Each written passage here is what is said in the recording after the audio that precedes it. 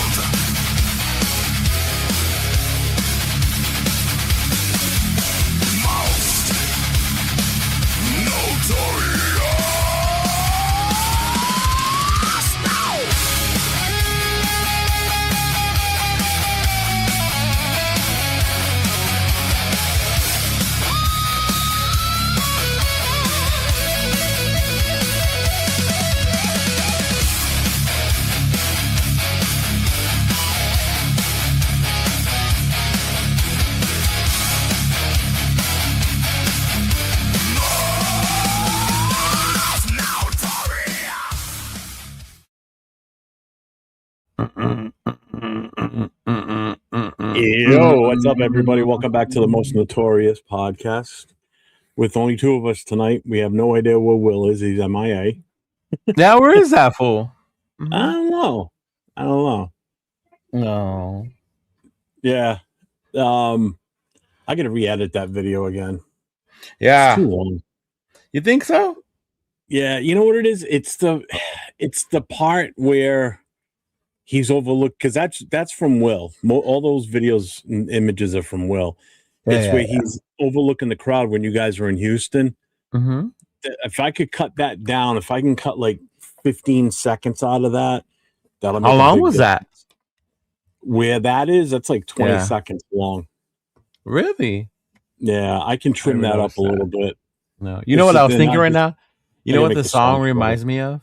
Like a song from the movie School of Rock. Yeah, it almost sounds like Jack Black. It does. As I was listening to it, and you're saying that now, it's like, yeah, it does. It sounds like Jack Black. Right? I was like, it sounds like Jack Black or Tenacious D. Remember Tenacious D? Yeah. Yeah. Mm-hmm. The Pick of Destiny. I love that movie. Yeah. The Pick of Destiny. That one. Yeah. Especially the guy that plays the devil character. The song he sings. It's just when they do that battle. I never understood why that never became a video game. Like that would have during the Rock Band era or Guitar era. Yes. Could you imagine if they would have made that into a video game? Like during the songs, you would have played those songs like as a mission. Well, you know, it's funny if you go back and look through the credits of that movie, the people that were actually in that movie that you probably don't even recognize half the time. Like what's his name plays Sasquatch. Who? Big Sasquatch. Oh my God, not Danny McBride. I probably know their name. Will Ferrell's stepbrother and Step Brothers. Okay. I know who you're talking about. Yeah. He's in that.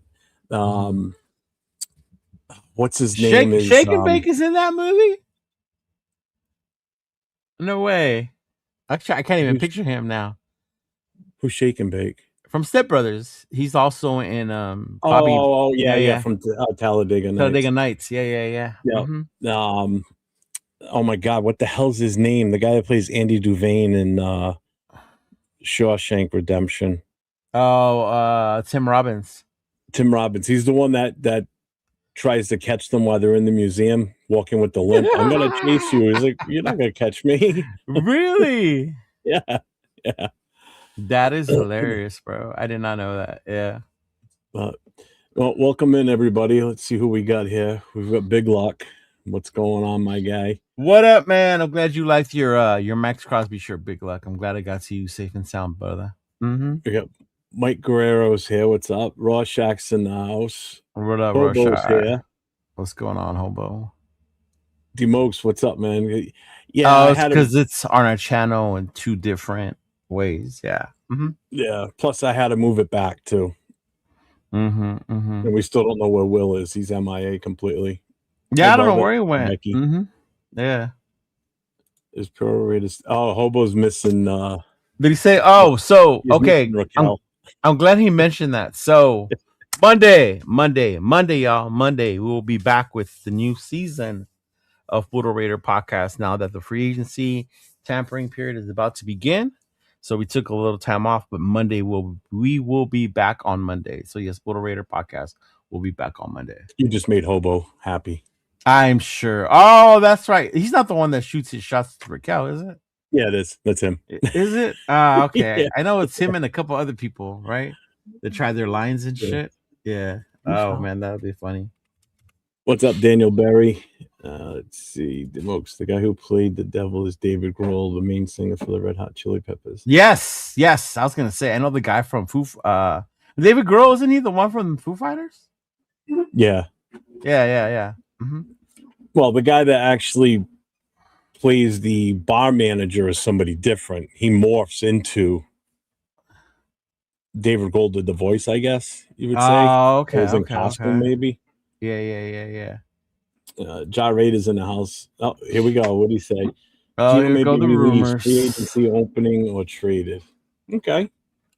Maxx Crosby might be traded to the Bears. You didn't see that one, Ja? Come on, Ja. I was going to say that tonight, not that part, but I was going to come out and say that I really, really have a strong feeling that Max is gone regardless. He's not gone. He's not gone. He's gone. He's not. He's gone. I did watch The Rush after you mentioned it in our dude. Chat. How good was that? It? That was a good one. I forgot how much I love Rob Ryan. I've always liked Rob Ryan. Rex Ryan, not so much, but yeah. Rob, yeah, Robbo. I love Rex too when he was on the Jets, and then he made it like his mission to beat the fucking Patriots. I guess the one thing I could say I like about Rex is he doesn't hold any punches. Like he doesn't give a shit what he says. No. You know, and that's kind of my mentality too in life now. It's like I don't give a shit what I say and who I say it to anymore. Yeah, you know. But he's just I think he's funny, but Rob Ryan's awesome. Yeah, Rob Ryan's John Leone. I like how they even talked about his hair. Is Money Chuck? What's up, Money Chuck? What's up, Lewis? What's going on, Scream. Let's see. Big Luck. I'm too old for Raquel. Nah, you're probably not, bro. You don't realize how old Raquel is. What's up, Balon? What's going on, my brother? There's a simulator for free agency. You can be a manager and give contracts. Man, it's true. Eric Stokes, 17 to 23 million. Crazy. I ain't paying that. You know what's funny when people mention like I'm not paying that. One, it's not your money, so don't worry about it. You're not wrong. Two is like people forget. Like in life, that's the rate now. Like I wouldn't pay someone to work at McDonald's $17 an hour. Like you work at McDonald's, bro. Like no, but that's the minimum wage here in California. So when people say like, oh, 17 to 20, that's how much you pay for a corner nowadays. A veteran quarterback. I think we were talking about this the other day in my other chat. You're talking about anywhere between 25 and 35 million for a veteran quarterback. I know, right? Right. So it's like, I know you wouldn't pay that, but that's the going rate for these positions. Yeah. So you kind of like don't have a choice. Like, oh, I'm only giving him 10. Like, okay, cool. And that's why they're called simulators. Let's see if he can figure out that he can put himself in the I was stage. gonna say, let's see if he can. He's probably gonna be over here. Hey, There he figured it out. is. Hey, oh look, he's a big boy now. Look who decided to show up, y'all. Hey, my best guys. Hey, my son stopped by from college, so Up, Like, okay, you get a pass on that. Like we don't have family that's waiting to talk to us, right? Bro, you know, I'm not like the What's world up, Jeremy? famous Chidolinus. You know that you got people lining up out the door to talk to you, bro. Right. See how that works, Chef? See how that works? Yep. So Jarrett says I would pay Reek Woolen or Kobe Bryant. Yeah. Kobe Bryant. We should have drafted Kobe Bryant. I kept saying it that year. We should have drafted Kobe Bryant. Yeah. I know, right? Big luck. I kind of want to get into this before we get too far tonight. Hey, Jeremy, what's going on, man? Thank you. You were awesome too. Thank you for tuning in, Henry Richardson. So today was the final day for tagging players, franchise transition, and all that happy horse shit. So this is what we got. So let me go back to the first slide. All right. So this is the NFL tag tracker. Hey, I'm trying to step up my game, so knock it off.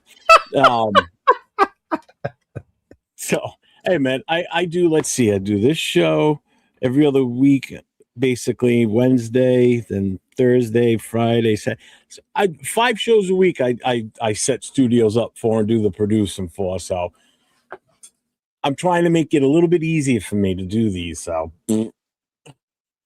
no, we shouldn't have tagged no one, Kappa. No one. No Raider had absolutely any business being tagged. No, hell no. Yeah. Yeah. The only ones you'd ever think about tagging aren't even at that point yet in their career, as far as years in. So right. The only ones I would ever consider tagging would be somebody like Bowers or Genty at this point. See, and with Bowers, we wouldn't have to because you have the 5th-year option because you drafted him in the first. You have the same with Genty. Genty the same. The only thing would be is after that 5th year, you got to pay them. But yeah. So basically, all right. So there was only 4 players that were tagged today. Did Colton get tagged once in his career? Colton Miller? Yeah. I don't know. I want to think Colton got tagged once. Yeah. Yep, Did he? got tagged. But then they ended up working out a deal. I do want to explain a little something once we get to it because I do want to talk about even Jamal Adams' jaw. That's dumb. I do want to bring it up because some people are saying, about Lindenbaum not being franchise tagged. So I will cover that in a second because I got I got more information on that because it totally makes sense. So we'll get to that. But these are the guys that were definitely tagged today. So Daniel Jones, Breece Hall, George Pickens, and Kyle Pitts from the Falcons. So these are the 4 that were tagged. All right. So Daniel Jones, he's got a transition tag. His salary will be $37.8 million. He can see. That's what I mean about outgoing rates. That's what I mean about going rates. Oh yeah. You see what I'm saying? That's almost $40 million. Like, oh, no, you're not gonna. You'll get Kirk Cousins cheap. No, you're not going to get him cheap. The only way you may get him cheap is because he's still going to be paid from Atlanta if they cut him. $40 million almost for a quarterback coming off of injury. Yeah. Let that sink in your head. Yeah. So he can negotiate with other teams. Colts can match the offer, and there's no draft compensation if he leaves. Okay. No, because they tagged it. Breece Hall franchise tag. Jets keep their running back. No questions asked. He's on their roster, and this has a big effect on the running back market. Because with him being tagged here, it's going to spike that market again, cost-wise. But we don't have to worry about that. But they're already working on a long-term contract, too, with him. So, well, that's the same thing that happens with Pitts, too. Same thing with these guys. So, right, so Pickens has a non-exclusive franchise tag. So they've got him now, all right? Other teams can negotiate, but they have him. But they would get 2 first-round picks would be the compensation.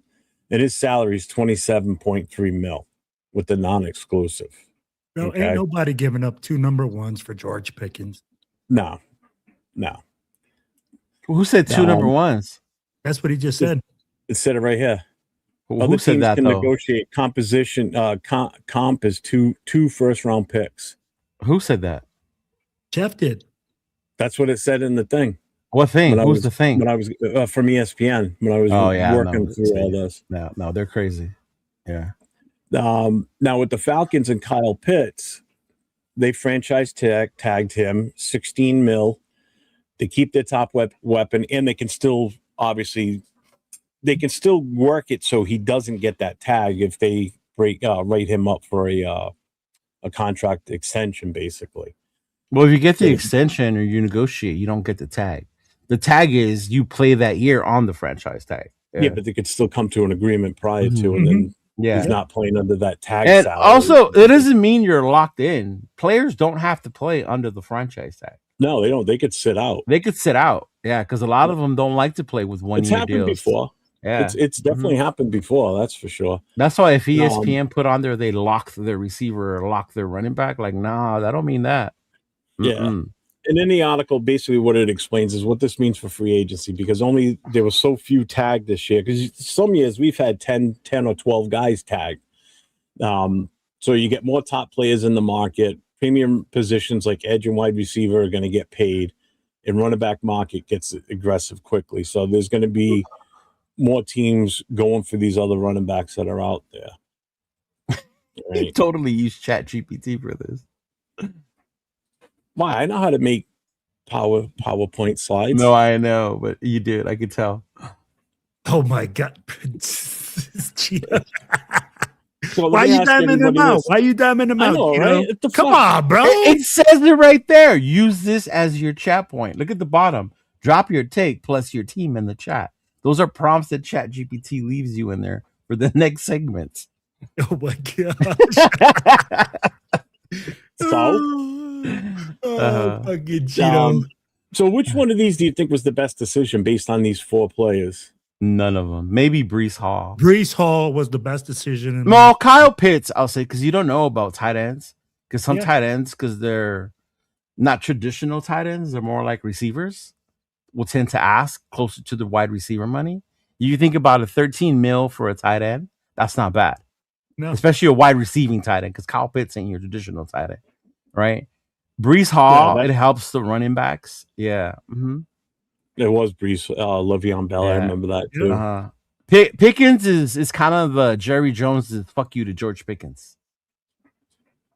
You know, like, we're gonna franchise you. You're not a free agent. You can't go out there and think you're gonna go wherever the fuck you want. But if you do want to go somewhere else, get the compensation. And if you do want to go somewhere else, you guys better negotiate that shit, and they're gonna send us something.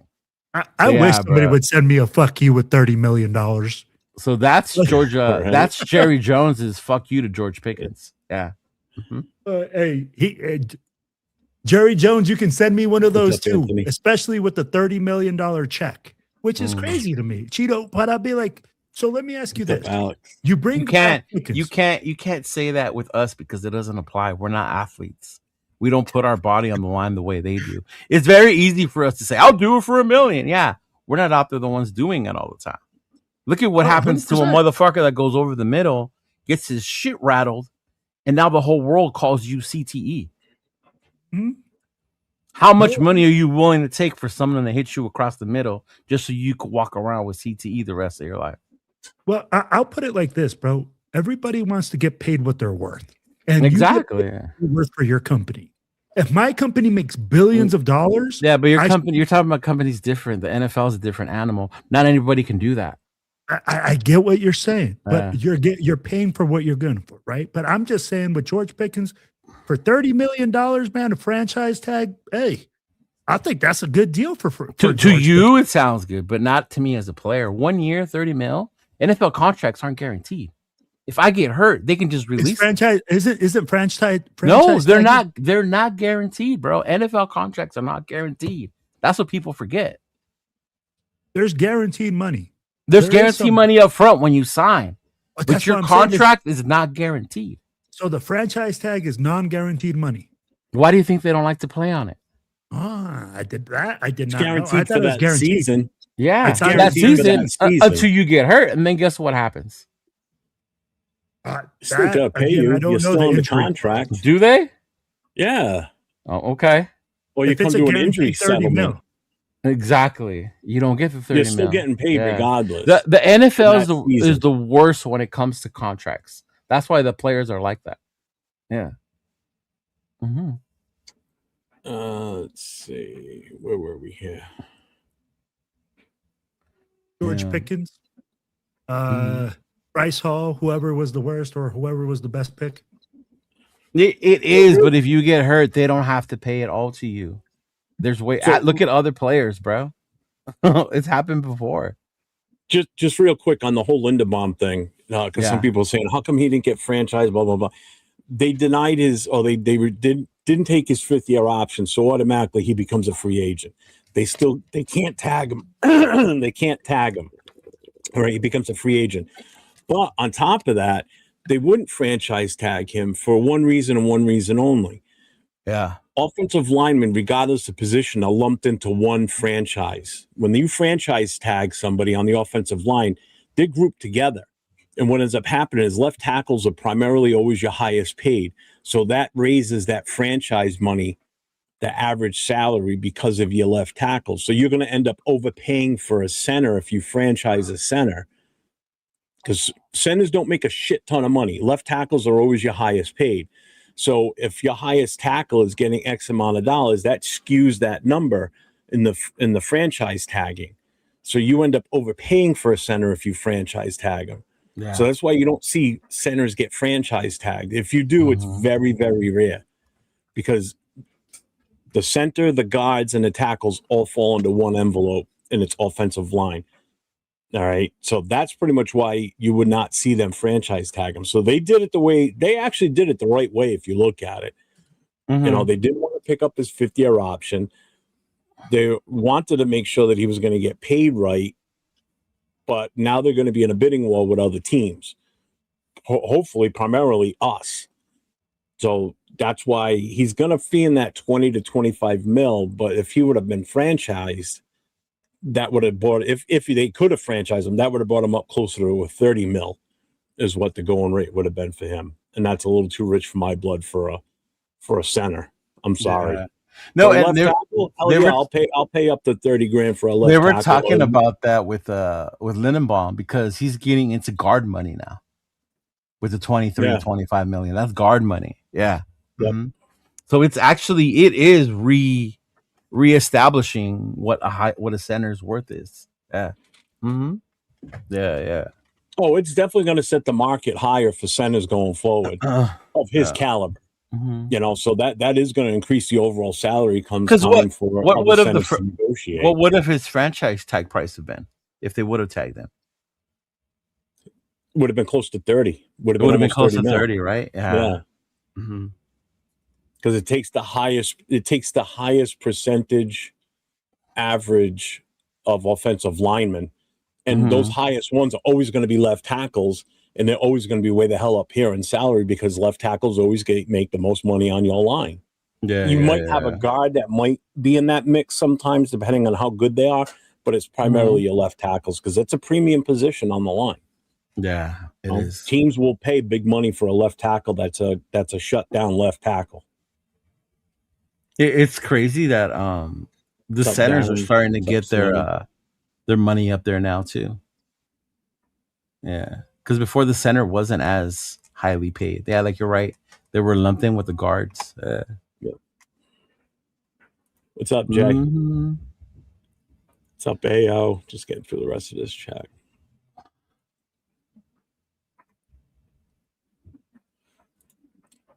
No, I'm not using it. That's how I organize everything. I get the information on my own, and I just move it all into that, so it's all nice and regiment. It looks good. Yeah, it looks nice. I ain't got time for all that other crap.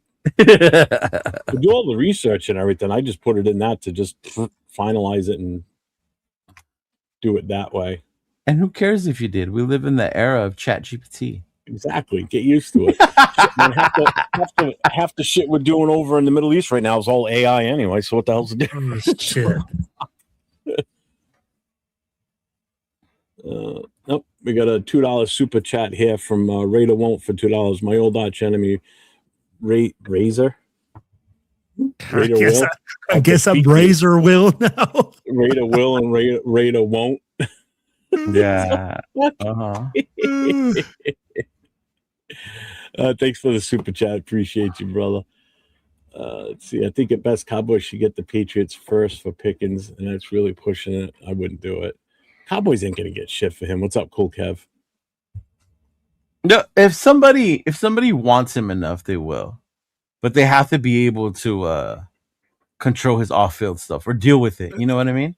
That's like the key right there. If you think about when AB won that Super Bowl with Tampa, Tom Brady was there to control AB, kind of keep that shit at bay. You know what I mean? Until he couldn't anymore. And then remember what happened when AB lost it, took off his jersey and walked off the field. Yeah. Mm-hmm. Yeah. See, is there anybody that you think has a strong enough locker room for George Pickens? I'd be like, that's the type of a lot of it has to do with the coach too. Mm-hmm. Yeah, that's what I'm saying. Tomlin, I think Tomlin maintained them for as long as he could, and then it was like, you know what? After a while, let's just get something for this guy before we don't get nothing for him. Yeah. Mm-hmm. And how crazy is it that all these receivers that have a lot of problems like that lately was like AB comes from the Steelers? I wouldn't even say it's the Steelers, bro. Wide receivers in general are divas. Oh, absolutely. You look at the position, yeah. Mm-hmm. Absolutely. Yeah. Avery parade off field, Pickens tag.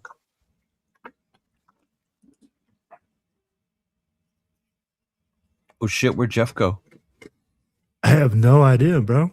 His computer must have died, bro. Did it? Oh man, and he took his chart with him. Mm-hmm. Yeah. He took his chart. Yeah. Uh-huh. He said the AI got him. Oh, shit. Oh, Jeff said calzone break. No, I went to shut down my fucking file drive and I shut the fucking entire Internet Explorer down. It killed everything. Can you still hear me? Yeah, I can hear you. Okay. Clemson players are divas. Yeah, man. Now more than ever, fucking the character is gonna have to come a lot to when you bring these players, especially from college, because you look at what NIL has done to some of these players that are already coming in with money. Yeah, you really have to come into the NFL looking who you're gonna want to get that likes to play football, that they enjoy the game, right? Yeah, absolutely. And you know what, Chido? Like Spytek said it though, man. I think that with these young cats getting that money early, you're really able to see that. Do they want to play for the love of the game, or are they playing for the money, or did this guy change? So a lot of things get answered at the college level, I think, when it comes to that now because of the, you know, because before kids didn't have any money. Right. Until you got to the NFL. Now they got money when they get to college. They did, but it was just undercover. Yeah, well, yeah. It wasn't as open as ask Reggie Bush, you know? Dude, ask Magic Johnson. When they say, hey, Magic, what they ask you when you were going to go to Michigan? Did they throw the bag at you? Michigan just starts State. laughing. Yeah. Or Michigan State, my bad. Yeah. And he just started laughing. And he's like, yeah. So those were the only ones. That's shit. That list is getting shorter and shorter every year, Jeff. Which one? The number of people getting tagged per year, franchise tagged. They're starting to see it as not it's a big deal that only 4 got tagged this year. And one was transitional. Only 2 was actually franchise tagged. One was transitional and one was unconditional. So it's like, right. Yeah, that's different. So it is hitting a little different going forward now, and these contracts sometimes I think it's just because of the cost of what some of these averages will end up being, the prices are just. And you take that chance of that player not wanting to be, if you franchise tag them and they sit out, what the hell do they care? Yeah, they don't like it because, like you said, you don't get more than 1 year. Yeah. Mm-hmm. Well, they're not getting a chance to test the free agent market. That too. And I think it's worse it looks worse on the teams in a way. I think because they're saying, fuck you, we're going to be selfish and we're going to try and keep you here, even though you don't want to be here. And that's the worst part. Remember, that's why they created it. When you want to leave and you can't now. That's the downside. That's why the owners made that thing, remember? Because when free agency started, it went crazy, right? People were just going everywhere. It didn't fucking matter. And then these free agents wouldn't do shit when they got there or just got the money and they would disappear or whatever. But then the owners were like, well, we didn't want to lose our superstar. So they called it the franchise tag. Because that would be the one player you would build around. So that's why you call them your franchise player. But then it ended up being they would use it to their advantage so that he wouldn't go test the market to see what his value would be out in the market. Yeah. Mm-hmm. That's great. 4-3. But can he throw?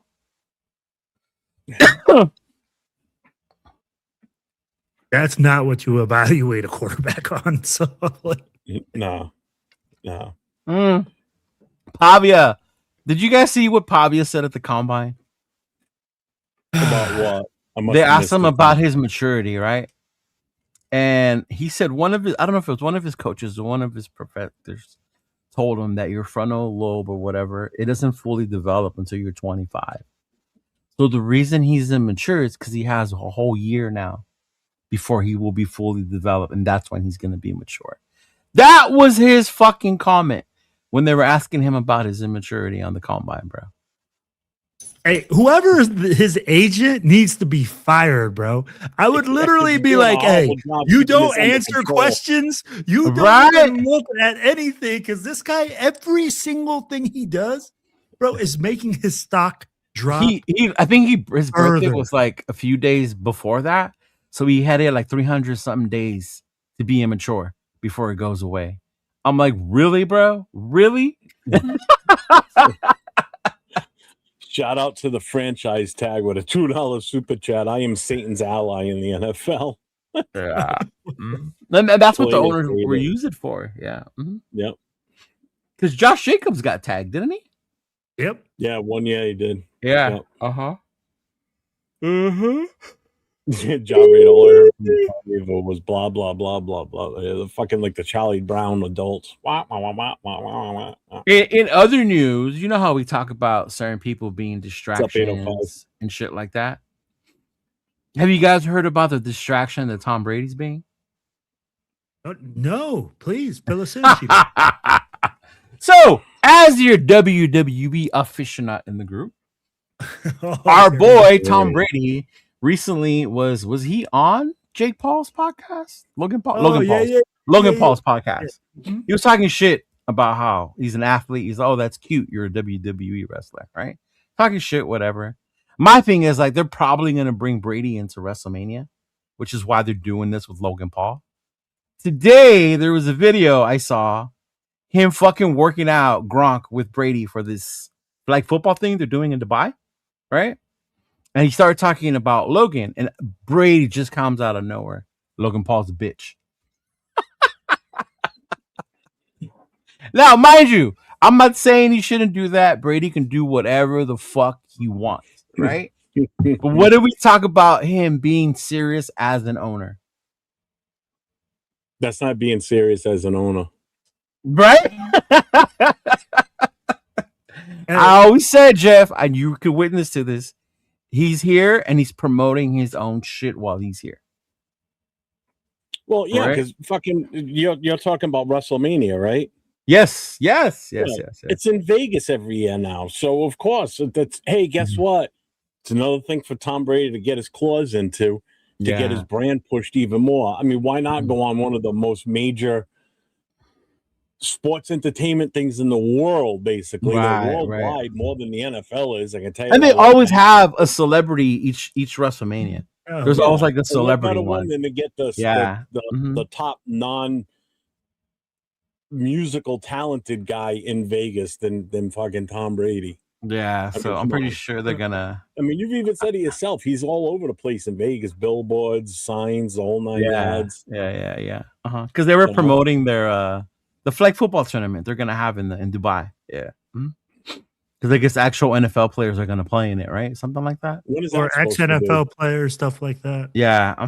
When is that gonna be? In the summer, I think. I think it's in the summer. Fuck, dude. I hope that shit's indoors. That's just indoors, right? Yeah. Okay. Like, I was in a basketball league in Dubai, and we started our games at 5 a.m. The last tip off was at 7, y'all. Yeah. Okay, and you didn't want to play at 7 because that was the fucking hottest game that day. Cheeto, when you go back to Tom Brady doing all this other stuff, this goes back to like my thing where we started this. I'm tired of a part-time owner making full-time decisions. Right. That's the only reason I brought it up. Yeah. And we keep saying that. Like, bro, if you're going to be fully into the ownership, Mark Davis is out there saying, oh, we're going to run as Tom Brady and Spytech, like run the show. With you having all this sideshow stuff, with you having all these other things, how much attention are you really paying on football? Yeah. Like, and I get it, bro. Like, you can freaking diversify. You can have other people. You got people working for you, all sorts of stuff. But, bro, like, the main thing that Raider Nation wants from Tom Brady is for him to be a full-time owner and to do everything in his power to make this team. If he goes out there and does all these other things and we shit the bed this year, like, who are we going to blame? He's going to be all to blame for. We're going to blame Tom Brady. Right? So that's where I'm like, yo, man, I'm tired of a part-time owner making full-time. Big luck.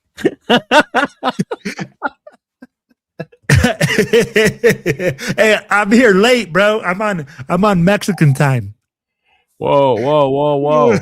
Cheeto, you're always late. No, I'm not. Yes, not today. He says not today, bro. You're lucky I'm still. Actually, Jeff woke me up. That medicine knocked me out, like I said it was going to. Damn. It's the good stuff? Mm-hmm. Yeah. Mm-hmm. Yeah. So just real quick, we did watch the combine this weekend. Will jumped on with me and the guys on Sunday. Yeah, I know his name, Jaw. The Sheik. Well, what was your? I know we only watched the offensive lineman together, you and I, but I was on Saturday with Jake from Just Raiders Baby, and Jason was on with us too, I believe. I forget who else popped in too. But what was your biggest takeaway from Sunday, other than the fact that you could tell how upset I was? Why were you upset? He'll explain. Bro,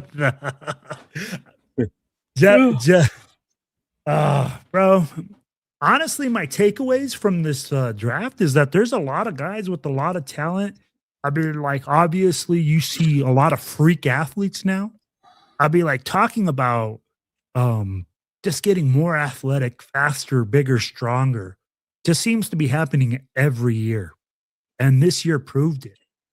You see a lot too, bro. I saw some linemen that I was like, would love to see them in silver and black. I saw some linebackers that, hey, I'd be like 6'5", 43-inch vertical, all these prototypical numbers, right? So there's a lot of talent. But the thing is, again, you got caught up on the measurables. Well, hold on. No. Let him explain. Go back to sleep, Leo.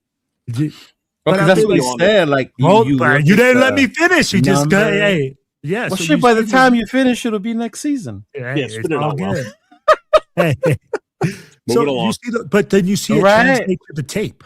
You see it translate over to the game film. So it's exciting times, man. Lots of talented players. But go ahead, Jeff. Let them know. Let them know. I asked you. You finished. You said you like the measurables. So I'm asking you, why did you want to see them as Raiders? What I said, because a lot of that stuff transfers over to the game tape. So Did I'm it or does it? Or you hope it does? Yes. Does some it? of the guys, some of the guys, that I saw absolutely transfers over. Okay. Linebackers from Ohio State. Those guys are big, fast, physical thumpers. Well, those But guys were top guys anyway. But so. again, I'm like, I'm not. Hey, But they lived up to the hype. Let's put it that way. Based on what they did this weekend, most of the positions, quarterback one being the weakest of them all, I think. Basically, did you guys watch Drew Waller? Yeah, he's probably the better one. Him and Beck were probably the top two out of that entire. I heard Beck threw pretty well too for the combine. Mm-hmm. And he did Even that. He was getting booed. Everybody they were booing his ass every time he got up there. So why? Because they were in Indiana, dude. They were. I see. I see. Saturday was the biggest. So they get one title and they think they can boo people. Mm-hmm. Well, here's the thing. They're in Indiana, okay? That's where they do the combine. Mm-hmm. They just won the championship. You know, they had this undefeated season. Fernando was there. So all the Indiana fans showed up because they want to get a chance of seeing him too, obviously. You know, yeah, so I mean, it's the attraction. I get it.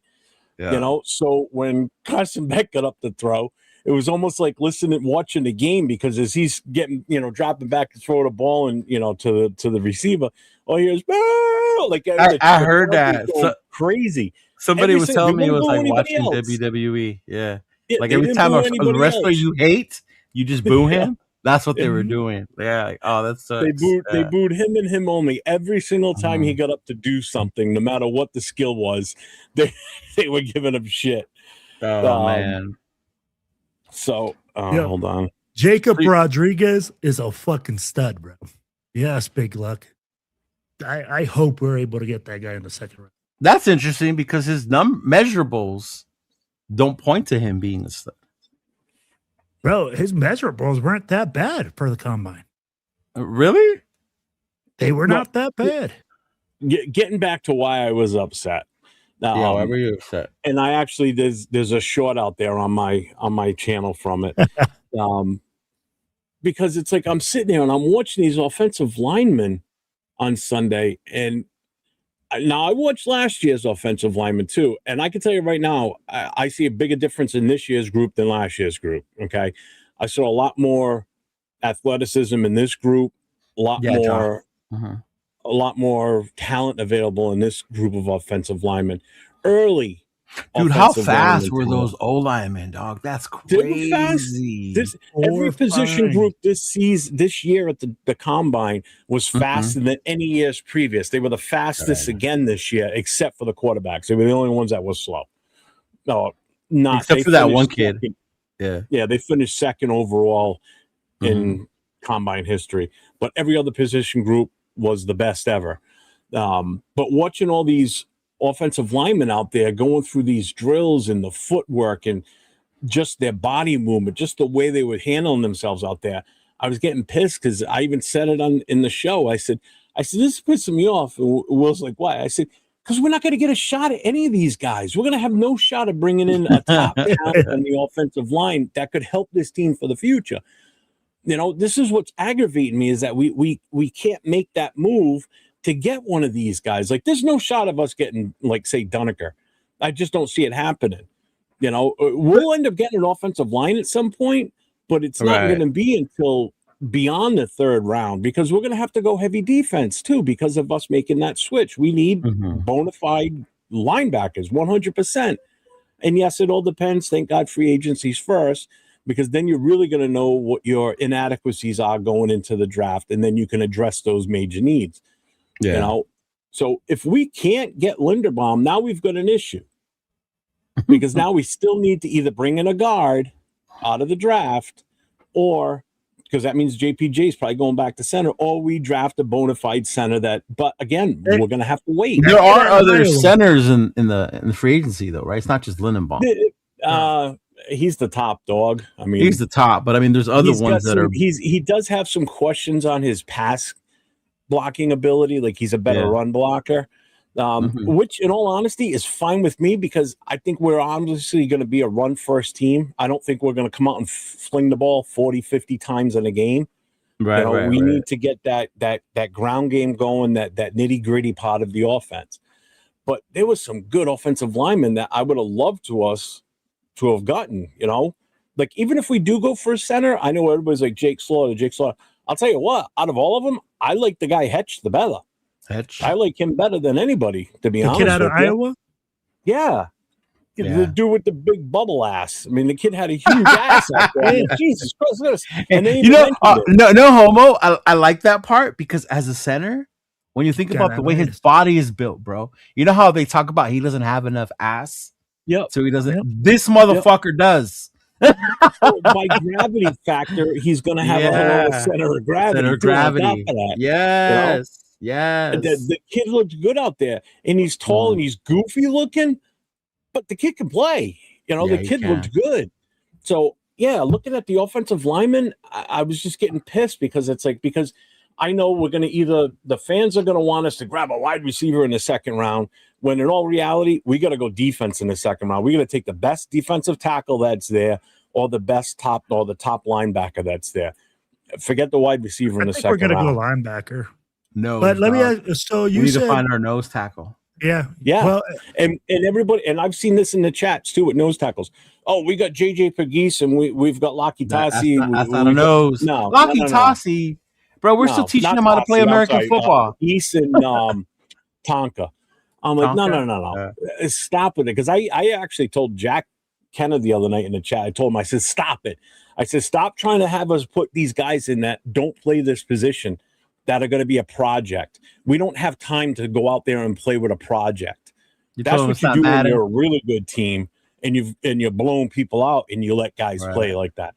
We need a guy that's a bona fide nose tackle that's played it his entire career, whether it's a free agent we bring in or somebody from college that's a bona fide nose tackle. And there's a few really good ones in this draft. You don't mess around with a project like, well, he's always played defensive tackle, let's move him to nose tackle. No, you got to be skilled to play that position. I'm sorry, you just can't have anybody just walk into it unless they've just got this pure God-given ability and talent. So Jeff, it depends. So it depends on your scheme. You can have a nose tackle that's undersized. He did want Laki Tassi at tackle. He did say it because Jay just brought it up because it was on Jay's show last night. You could do it with a movement guy, a guy that's movement, but then you got a Vince Wilfork type that's a two gap plugger. So it really depends on the way that he wants to run it. Again, it depends on who you got. You can see Adam Butler doing it. What? I can see Adam Butler doing it if you use movement, because it's all about angles when you run a 3-4 defense. My dry is singing to me. I see it. I hear it. But I feel like if you run a 3-4, Cheeto, you can do it off movement with your nose. You don't have to have a straight out 2-gap plugger. That's the thing that everybody expects. I mean, right now, if we don't draft anybody, obviously Butler's the guy. There's no ways about that. Or I would hinder at Pegues too. Well, maybe more Tonka. Yeah. Either way, it's going to be a project. You're gonna, of course, 805. But the thing with Project, Jeff, I don't mind it being Tonka or Pegues at projects, because look at where we drafted them. You could draft guys that later and expect them to be project developmental players. My problem when we draft project players, when we draft them in the second and the third round, those should not be fucking project players. I agree. Yeah. I agree. Like, that's the frustrating part. Yeah. Well, and that's the other thing we have to think about now, too, is if we're going to use these guys that were drafted way later in the draft, so they weren't necessarily drafted with that intent that they're going to play nose tackle, because we didn't have a nose tackle prior to this season. Right. Now we're going to have a need for one. And we're going to have a need for extremely athletic linebackers, too, which we don't currently have on this roster. So you mean the Bergs aren't as good as people have been saying? The Eichenbergs? No. Not for a three. Not in this system. Not in this system. Not in this Exactly. system. They're required to do different things. And I'd be like, honestly, your linebackers have to be able to take on a one-on-one block on the second level. And the other guy scrapes over. So that's what you're looking for. You're looking for two thumpers that are going to come down to the box that can cover. All for Jeff to say trade back. Well, that's what Jeff upset. What's up, Dixon? So that's what they'll fight. So you're saying trade back? Yes. Yes. Yes. Yes. Yes. Yes. Yes. Yes. Yes. Yes to the motherfucking yes. So it's funny, like what you guys noticed on the combine, and what I noticed, and I thought it was not hilarious, but the sad part of it, because we talked about why people don't go or why people don't participate, right? How it can hurt you. And it's sad to me when you look at someone like Ruben Bain and then his measurements. People got so caught up in his arms, right? And then you saw posts all over X and internet, all everywhere, how no defensive player has ever gotten more than 8 or 10 sacks, right? With that arm length of a player. So then that makes people think like, well, is Ruben Bain that dude after all right? Or is he just excelling because he's playing with college guys? And then I think the one that sucked to me the most was the safety. What's his name? Caleb Downs. Caleb Downs, bro. Degenerative knee disease. The thing with his medical, Mm-hmm. right? Like you look at the combine some of these other dudes had. The kid from Ohio State, Sonny Styles, is that his name? Yeah. That motherfucker like elevated himself to like he was the combine war. He was if Underwear Olympics had a winner, a gold medal winner, it was Sonny Styles. He was the fucking Olympic gold underwear Olympic winner of the combine this year, right? That was him. But then it hurts someone like Caleb Downs because shit like that comes up. And then you don't even know if it's real. Remember when I talked about what happened with CJ Stroud? When it came out that he tested so low on the Wonderlic, so he doesn't have it appear to be an NFL quarterback. So then he had to go out and prove himself to be drafted as high as he did. Yeah. Mm-hmm. But yeah, dude, I'm with you, Jeff. The way these motherfuckers are so much more athletic, it's crazy to see more linemen athletic than what we have on this roster right now, with exception of JPJ. The way the linemen move side to side vertically, offensive and defensively, right? It's fucking insane. And I know everybody's going to say, well, they were in shorts and a T-shirt. Well, not for nothing. No. Yeah. They were. 90% of the time when they were in practice, that's what they wear anyway because of NFLPA rules, NFLPA, whatever the union rules. They can only practice like one day a week in full pads. So 90% of the time they're in shorts and T-shirts and a fucking helmet on their head. So what's the difference? Yeah. But watching their footwork and just the way that they ran their drills on Sunday, I'm watching these guys and I'm like, why we're not going to get a shot at some of these top-notch guys that could really help this offense. If Kubiak's as good as he's supposed to be with the offense, I can't imagine him saying, yeah, the guys we have, let's bring in Linderbaum and then that's it. We'll be good with what we have. No, no, I'm sorry. Right. I still think they're going to be able to bring in quality guys. I don't know. I think we're still going to be able to get quality linemen in the 3rd and 4th round. You can. I'd be like, I think we're sitting here so saying like we're not. Do you guys think we get so caught up that it has to be a 1st or a 2nd round pick? Yes, I forget that not all 1st and 2nd round picks are. Yes, Cheeto. That's not what I'm getting at. That's not what I'm getting at. I'm talking about not having enough picks to fill the spots we need. And everybody's like, oh, I got 10 picks. Yeah, we got 10 picks, but we've got so many other needs. Like, look at now we're going to a 3-4 on the defense. We need to address so much on the defensive side that some of the offense players that we're going to want out of this draft are going to have to fall by the wayside possibly, unless they fall into our lap at some point and they're too good to pass up, which I highly doubt. But 10 picks is a lot. 10 picks is a lot, though. And it is a lot. It's a lot, but hear me out. So no, hear me out. Hang on. Go ahead. So yes, we only have 10 picks. Okay. Okay. We have 10 picks. Okay. We've got 21 free agents that we have to address. That's 21 active roster spots that we had last year. Right. That we have to make amends with. We either got to keep them or we're not going to bring them back. All right. So that's 21 spots right there you need to fill, whether it's in free agency, draft or undrafted free agents after the draft. Right. Which, the chances of any of those undrafted free agents making the roster and having an impact towards that missing 21 is like, what? 1% slim. chance? Yeah, it's slim. Okay. Yeah. Mm-hmm. They're there for cannon fodder to just get beat up on and practice by the good guys. People end up falling in love with those good. It wasn't Cedric Jackson an undrafted?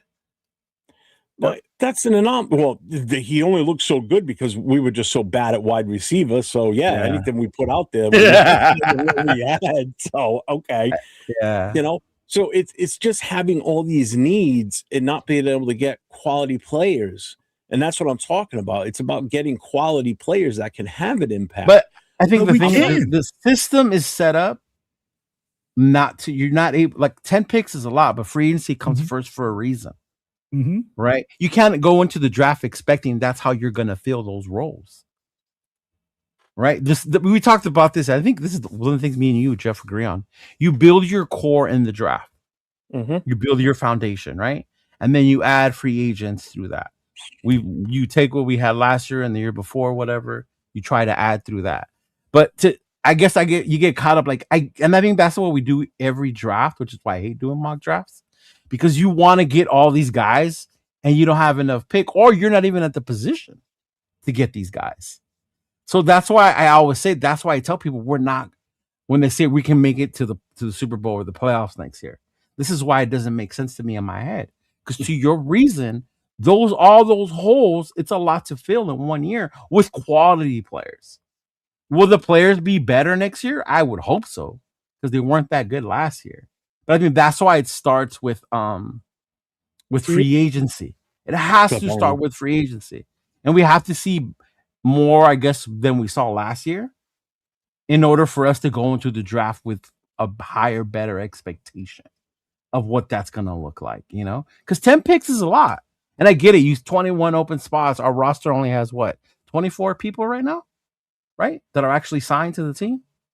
Well, if there's 21 open spots, there's a 53-man roster. So that would make it like 27 or something that is signed to the team. Thank you. But I'm with you there, Cheeto, where we're going to address a lot of those issues in free agency by bringing in players. You have to. You have to, right? Yeah. But we still have this mystique. I can't answer who because that's on Spytech. Spytech is the one that's saying, "Hey." And you're right, but again, we still have to hope players want to come here. Like, let's say they say Matt McGovern is a good enough center, and that goes back to the quality, though, because you're talking about quality or players that are going to fit the culture of this team. Because what is the quality player, right? Because when you say we hope, that's why I brought up Lindenbaum. If Lindenbaum doesn't come here, is it over for us at center? No. Or are there other centers in free agency? Matt McGovern. You've got one in Buffalo, Connor McGovern. Yep. There you go. Be my next choice. And isn't all of Cleveland's O line like all 5 of them free agents? Yeah, there's a lot of free agents, man. Actually, didn't they just trade one away? And I think they traded one away. yeah. Right. So but I think that's what I'm saying. Like we have to get so away from the names of who, and realize that when they bring these guys, the kind of guys they're looking for is key. 100% right. Because a lot of people will say Pickens, they'll say Pierce, whatever, right? And if we bring in Pickens, then everything Spytech said to me this offseason is bullshit. It's bullshit. Because that's not a guy who wants to play football. And I think that's why I'm excited more about free agency. Because now Spytech can't say I was locked up because that old guy was here. That was the excuse last year, right? Peter Carroll was here. They did what he wanted to do. He wanted me to go get Geno. I traded for Geno. All that other bullshit, right? Now it's like, okay, bro, this is your time to bring in the dudes you said you wanted to bring in. And that's why free agency to me is just as key as that draft that's coming up, big dog. Damn, Cheeto? Fucking Cheeto! Even with the linebackers, like I see names of the linebackers, and I'm like, oh, that dude. But then some of the guys that are not so named ones, those are good quality role players to have on your team that you kind of want to have as a nucleus and a core, right? And those are the ones I think we look past because we want the star. And I felt, when I fell for it, dog, with Wilkins. Yes, I fell for it with Wilkins because I wanted Wilkins so fucking bad, and he was gonna change our defense. And look at how that went. And Jeff, I'm gonna say something that's like, check this out. The guy from Indianapolis, he was from a third freaking division school. Who? What's his name? I know. I can't remember the name. I don't even have any more energy drinks in my fridge to wake up. My bad. Oh no, man. I'll look that up for you real quick, Cheeto. What are you talking? What are you talking? What position? He's the right guard. He's McQuinnan or something like that is his name. He's one of the guards. He comes from a D3 school. He's not known. He got drafted late. And I'll be like, he made it happen. I think there's going to be a lot of guys like that we're going to pick up. And honestly, it's like Cheeto said, we want guys that are going to fit the culture. Yeah. And we're so caught up as fans, honestly. Fans look at the name. Look at George Pickens. Oh, we all want George Pickens. Look at what a badass he is on the field. Look at how but he's a locker room cancer. I will add George Pickens on my Madden team, but I would never add him on my real team. I have him on my fantasy team. Hell yeah. But I don't want him anywhere near the Raiders. Right. So that's why we got to be and say, hey, man, these guys, some of them are great athletes, but do they fit the culture? Do they fit what you want to build? Do they fit your team? And I think Cheeto hit the nail right on the head, man. Cheeto, fuck, man. Fucker. Right? You hit it, bro. I'd be like, fuck, man. I mean, like, if you were batting 1,000, you just swung a fucking bat at 1,000,000. Mm-hmm. You guys think we're still looking for our number one wide receiver? Yeah. So I just here's because I know Jay is the one that gives me the most shit for this too. For what? For the trade back? No. Oh. Where is it? He just posts. Where did he put it? Right here. If we don't have 20 picks of Colin Jeff, we ain't feeling nothing. But here's the thing. How was our depth last year, Will? How was the depth on our roster? Depth is shit. Jeff, we're so bad. And I'm going to say something. Regardless of whether we move from a 3-4 and stayed at a 4-3, we had it. No, I'm trying to prove a point here, and you're going to go. You're going to take it a different direction. Go ahead. Nope, but how bad was our depth last year? Trash. Okay. But depth goes back to drafting players in multiple drafts, not expecting them to get them all in one. That's an organizational problem that you've got a chance. You've got this undeniable chance to get more picks in this draft to bring in top-notch players that could unseat some of the guys that are starters. But even that many picks doesn't guarantee that, though. I understand that. Neither does free agency. Look how well that worked out for us last year. And that's why there's multiple ways to do it, though. But that's why there's multiple avenues of doing that. There's even June 1st post June 1st cuts. Mm-hmm. Geno Smith, right? When the trash comes out. Yeah. Mm-hmm. Yeah, and they get cut for a reason. But no, so Jeff, I get what you're saying. But that doesn't necessarily mean you can't get nothing out of them. Because what was Chase on? Yeah, hey, one man's trash is another man's treasure. Right? Yeah, well, we fucked that one up. We never should have let him go, but or even Spillane. I can't tell you how many Raider fans were upset that we signed Robert Spillane over the big name linebackers. And we got, what did they say at that time? We got trash from Pittsburgh linebackers' depth. Elandon Roberts, right? We got trash from Pittsburgh's depth. Yeah. John Rader just sent me something. And actually, I was going to say this on the show tonight, even before he sent me that. But I'm going on record right now that I think this past weekend's CTE dinner, Commitment to Excellence dinner, was Max's last hurrah. I think he's done. Because he cried and sounded like a farewell speech. Nope. I just think he's done. I honestly think he's gonna get traded. I think it is inevitable. I don't think he's gonna be here. So what happens when he is next week? So what happens when he's still here? Oh my God. Then I was wrong. And then move forward. The fuck we are. No, we're not gonna move on because people are gonna keep coming up with another rumor, and then come trade deadline when we're 2-4, 2-7, whatever, We got to get rid of him now. So you're not done. I don't care if you're 2-4. I don't care if you're well, all right. At least win one game this season. I don't give a shit this year. This year is a free pass, and let's get things going. My point is, the rumors will never stop. No, they're not gonna. Even if he's here next week, right? The rumors are never gonna stop. So even if you stay on here by next week, and I ask you what's gonna happen, then I'm done with it. No, you're not.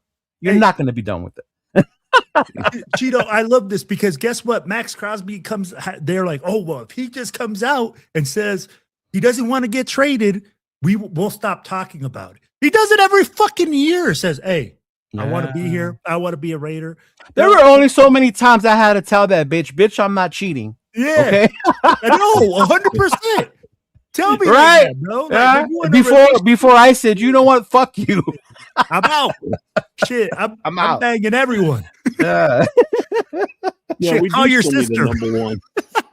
Yeah. Raymond Des says, do you guys think we are still looking for our number one? Oh, we have to, bro. We don't have one passing option, and we don't have. Yeah, we don't have a number one wide receiver. We don't have a number one. And that's why people saying Shaheed. Oh, let's bring Shaheed in. He's not a number one. He's not a number one. He's a special teams change of pace wide receiver.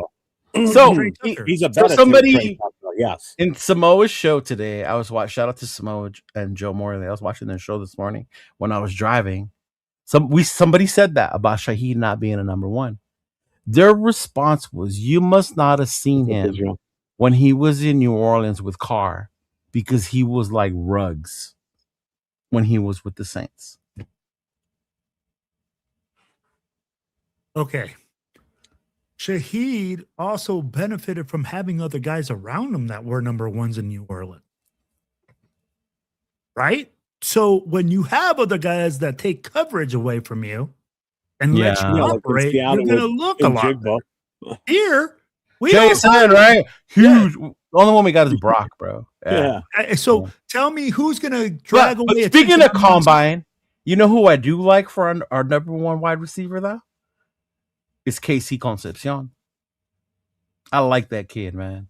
Bro. And fuck all you guys that are making fun of him on the internet because of his speech impediment. Like, fuck y'all, for real. Bro, like his like I can't disagree with you. Like, bro, he looked good. Yeah. He looked real good. I know Nathan wants Makai Lemon, but that's a dream. That's not happening. Makai Lemon's what's going on with that kid, bro? Like, there's been some weird interviews, huh? Where like he's been again, like, stock rally has been where the combine can hurt you. Rumors. The rumor is his interviews went bad because he's too cocky or whatever, right? Yeah. He's kind of weird. Is he though?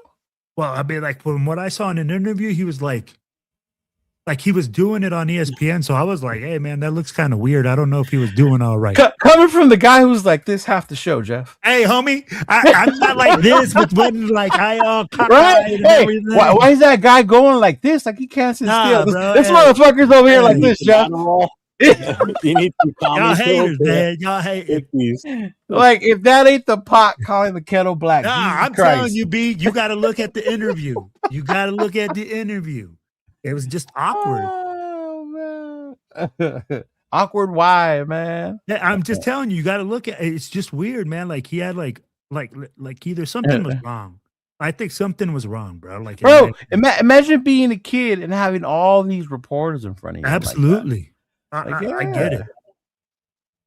It came from OBJ Graces, who works with Raiders. What is he talking about? He always is, Ray, Jay. He's ready to explode off the chair. Yeah, exactly, bro. Calm down, y'all. Exactly. Oh my God. Thank you, Nathan. Exactly. That's just how they are, bro. What? Are you serious? Hey, yes. Y'all would know. I don't go around college campus and hang out with a bunch of like. When I saw Makai Lemon, I was like, he's from LA. He's been in LA. He's in South Central. That's how motherfuckers talk. Like, yeah. Yeah. Because remember, people forget where USC is. It's not UCLA. It is not in West. It is not in Westwood. Yeah. Yeah. I want to show that video that you shared with us today so bad. Which one? The JUCO guy. Oh! I'm going. You are? Yeah. Yeah. Oh, This is just too good to pass up. go ahead. So,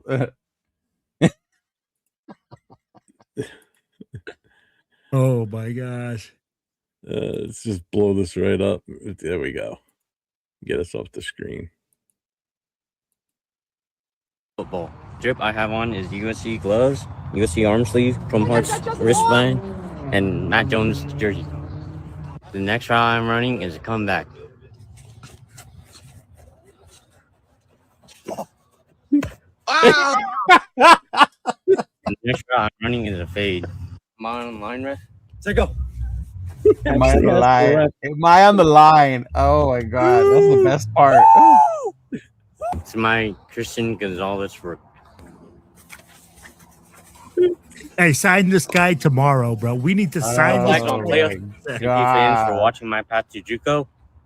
USC, I'm next.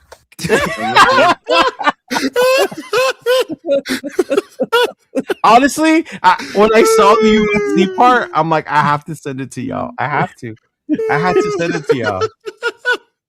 When he did the USC thing, I was like, I have to send it to them. I have to send this to them. Gosh, bro. Leo puts that in the group chat, and I reply to it. I said, Nate, when did you have time to do NFL video games footage? That's fucked up, Jeff. Oh man, That's fucked up. if that was a Jackson Dart jersey, you couldn't convince me that was not Nathaniel. It was just the fact that he had the USC gloves, and at the end when he does the hand thing, I'm like, oh, I got it. Yeah, I just don't want to bring that up tonight. Yeah. Man, looking out there like Thornton running those routes, huh? Was Lemon there? I don't remember if Lemon was there. Or not. Yeah, Lemon was at the combine. He's just talking shit. He was, he's right? Small, yeah. Because 8056 Lemons is too small. And that's something that coaches do look at. They're gonna be like, "Hey, is he big enough to play outside one-on-one?" And that's why I go to measurements, because you look at someone like Thornton, as tall as he is, but his vertical is crap. He doesn't jump up for the ball.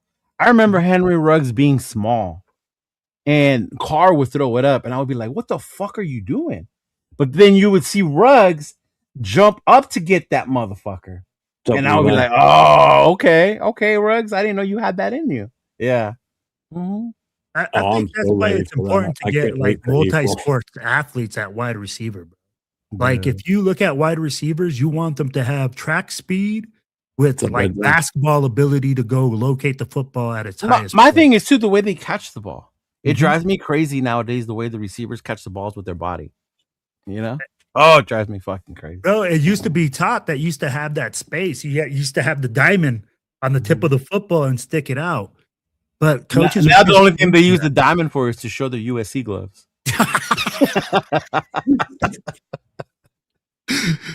Oh man, what were his combine measurements, by the way? Hey, Nate, show us that blazing 4.40, Nate. I need a video with your blazing 4.40 time. And since when are we criticizing people running 4.4 or 4.5s like that's like turtle speed? It's because that's the insanity of this year, bro. Right? Like literally 4.5. Like when Jacob Rodriguez 4.540 at linebacker, bro. That's a sideline to sideline linebacker. I did see him, Kev. I saw Branch. He was the one that actually had a one-on-one interview with. Yeah. Hey, he went 4.35, bro. But is that what Branch won? Yeah, that's what he ran, a 4.35 40. But he's 5'8", 180 pounds. Yeah, that's small. I'd be like, is he able to? This is where Cheeto, like you said it. Are you able to get your bell rung? Are you able to run across the middle and get nailed and get back up at 180 pounds? He said, "Yeah, Nate can stop yelling at me now." Kai Lemon, all right, here he is. Isn't he like 5'11", 5'10"? 5'11", Yeah. 192 pounds. Man, that's a lot bigger than. And Mackay was what, a junior or sophomore? He's a junior. So he's 20? 20? It doesn't give me his age. 2021. The dude still hasn't grown into his man body. Nope. Yeah. Yeah, Zechariah Branch Lewis. We know about him. He's one of the ones I've had my eye on too. Mm-hmm. Yeah, he ran that 4.35, bro. Especially because of the lineage to Cliff Branch. That's his uncle, right? Yep, his great uncle. Lance Zierlein, NFL analyst, compared him to Amon-Ra St. Brown. That I've heard that being his comp. St. Brown. Which is not bad. That's not a bad comp, bro. I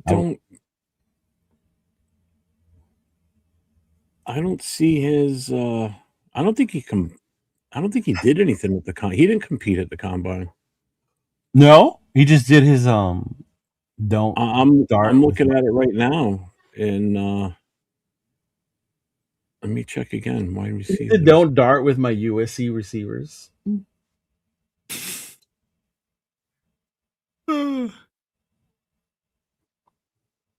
I don't see him in the 40 list.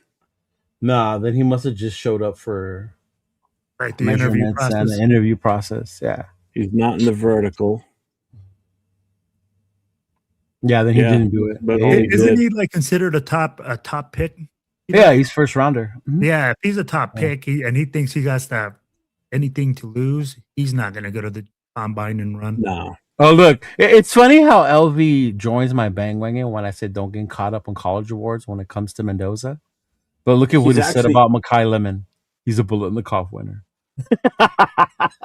For wide receivers, he's graded number 2 overall wide receiver. Carnell Tate's ahead of him. Yeah, Tate's number 1. Mm-hmm. Yeah, he's got a 6.75 grade. Lemon, but it's not by much, right? He's like right behind him, isn't he? Yeah, it's 6.75 for Tate and 6.70 for Lemon. Okay. So they're close. They're close. Because after Lemon, it drops down to Tyson from Arizona State at a 6.4. And that kid's good too, though. Tyson from Arizona State. Concepcion, he's number 5 with a 6.4. Yeah. Mackay didn't participate. Your boy from Notre Dame, Malachi Fields, is a 6.35. See, and that's crazy, Malachi, because Malachi didn't get that much burn because Notre Dame is a primarily run school. Dude, those 2 running backs out of Notre Dame. The number 6 guy has a 6.36. Guess what school? What school? Indiana? Tennessee. Joe Carroll? Oh. Tennessee, they're best. They're the best. Oh, fuck Tennessee wide receivers. So done with Tennessee wide receivers. Hey, so talking about running backs, do you guys think we draft one? Because Kubiak did say we go 1-2 thumpers. Look, man, I'm going to tell you this. Yeah, coach. We used the number 6 overall pick last year. Yeah. We drafted our wide receiver, our franchise dude, running back of the future. Mm-hmm. If we go into this draft and take another top running back, we are fucking stupid. No. I'm not saying top running back. I'm just saying you take a thumper, like a thumper, like a. But like what round? 5th, 6th. 5th. I wouldn't be mad because you're going later rounds. That's different. Mm-hmm. Yeah. Mm-hmm. That would be like us going out there and signing Kenneth Walker. Like, oh my God, everybody, bro, that's what everybody's like. Oh, we're gonna sign him, bro. He's a free agent. He's gonna come here, and I'm like, no. Why? You drafted your running back. Why are you going out there and getting it? It doesn't make sense. It does. You need another running back. No. You do. But my thing is that where are you getting him from, and at what point in the draft? I think you have to do it in the later rounds. And I think this draft. I mean, if you want to take the best running back, then use number 1 and get Jeremiah Love. That's the best running back right now. Oh, dude, my gosh! I'll tell you what. Some of them I've been playing around mock drafts just for the hell of it, just flying around, just to see where some of these offensive linemen end up landing and shit. And I'll tell you, one running back that's still available later in the draft is is Keelan Black from Indiana, believe it or not. Because he's older. Yeah, he's what, 25 now? Right? Yeah. That you would look at that for running backs, but they don't look at that for like people are saying that that's normal now. Not for running back. Remember, the expectancy age of a running back now was after 30. It's supposed to be like a decline. Yeah, absolutely. Yeah. Average life expectancy of a running back is like 3.5 years. Yeah. If you get past your second contract, you're like, wow, you're one of the few. Which I'm glad you brought up running back. Did you guys see the Texans? Was it the Texans traded for David Montgomery? Yes.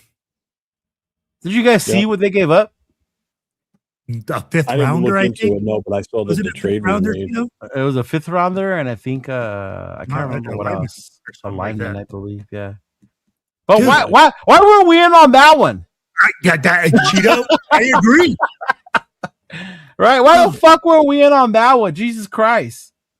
Talk about trade for this, trade for that. Like, why the fuck were we not in on David Montgomery? Right? That's like, bro. Insane. Doesn't Houston have like multiple picks? We could have did the max one with Houston. Yeah, but that David Montgomery, I mean Detroit. Yeah, that was Detroit. David Montgomery. Yeah, that was crazy. That was a sneaky good pick for them, but Houston has to fix that O-line. I think that's who's going to compete with us, one of the teams, about adding offensive linemen this offseason. Houston, absolutely. Mm-hmm. Yeah, because they were a total disaster up front. And they're here's the full trade. All right, so Montgomery traded to Houston for offensive lineman Juice Scruggs, a 2026 4th-round pick, and a 2027 7th-rounder. Okay. So a 4th rounder this year, 7 next year, and an O-lineman. Yeah. For David Montgomery. Yeah. So he'll be the number one back in Houston. Yeah, they're moving off of Mixon and them. Mm-hmm. Mm-hmm. Yeah. Yep. Yeah. Well, he's got that foot injury and never fully healed. He's still having issues with it. So man, I would still take a chance on fucking Nick Chubb, man.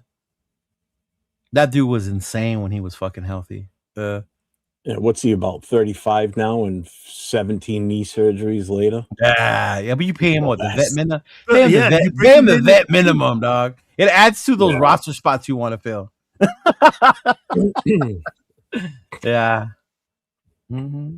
And the thing is, you don't need him as a 1. You need him as a guy that comes in, takes limited snaps, limited situations. Yeah. Well, yeah, that's just it. You're looking for a change of pace back to give him a break every now and then. So yeah, that's the only thing. You need the change of pace guy. Yeah. And to change of pace guy, I want a guy that's bigger than Genty, too. I want a guy that's like, 6'2", and 220, 225, like a big fucking bruising. And Will mentioned the 2 Notre Dame running backs. That's why they work so well, though, because they were change of pace to each other. Price and Love. Yeah. Mm-hmm.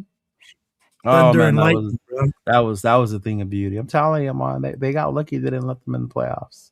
Ooh, they got lucky they didn't let them in the playoffs. Yeah, y'all don't understand the impact of Jeremiah Love, man. Oh, yeah.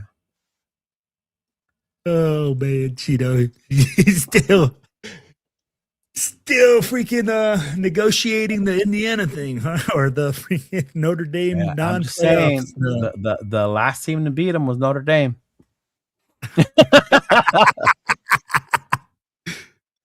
Oh, there, cool. Kevin's saying a Tyrone Wheatley type black. Absolutely. I mean, we need a bruiser, man. I mean, like, but isn't the whole thing with Genty though? Isn't that his style? I am the and isn't he the bowling ball? So, like, why are we looking for another bowling ball?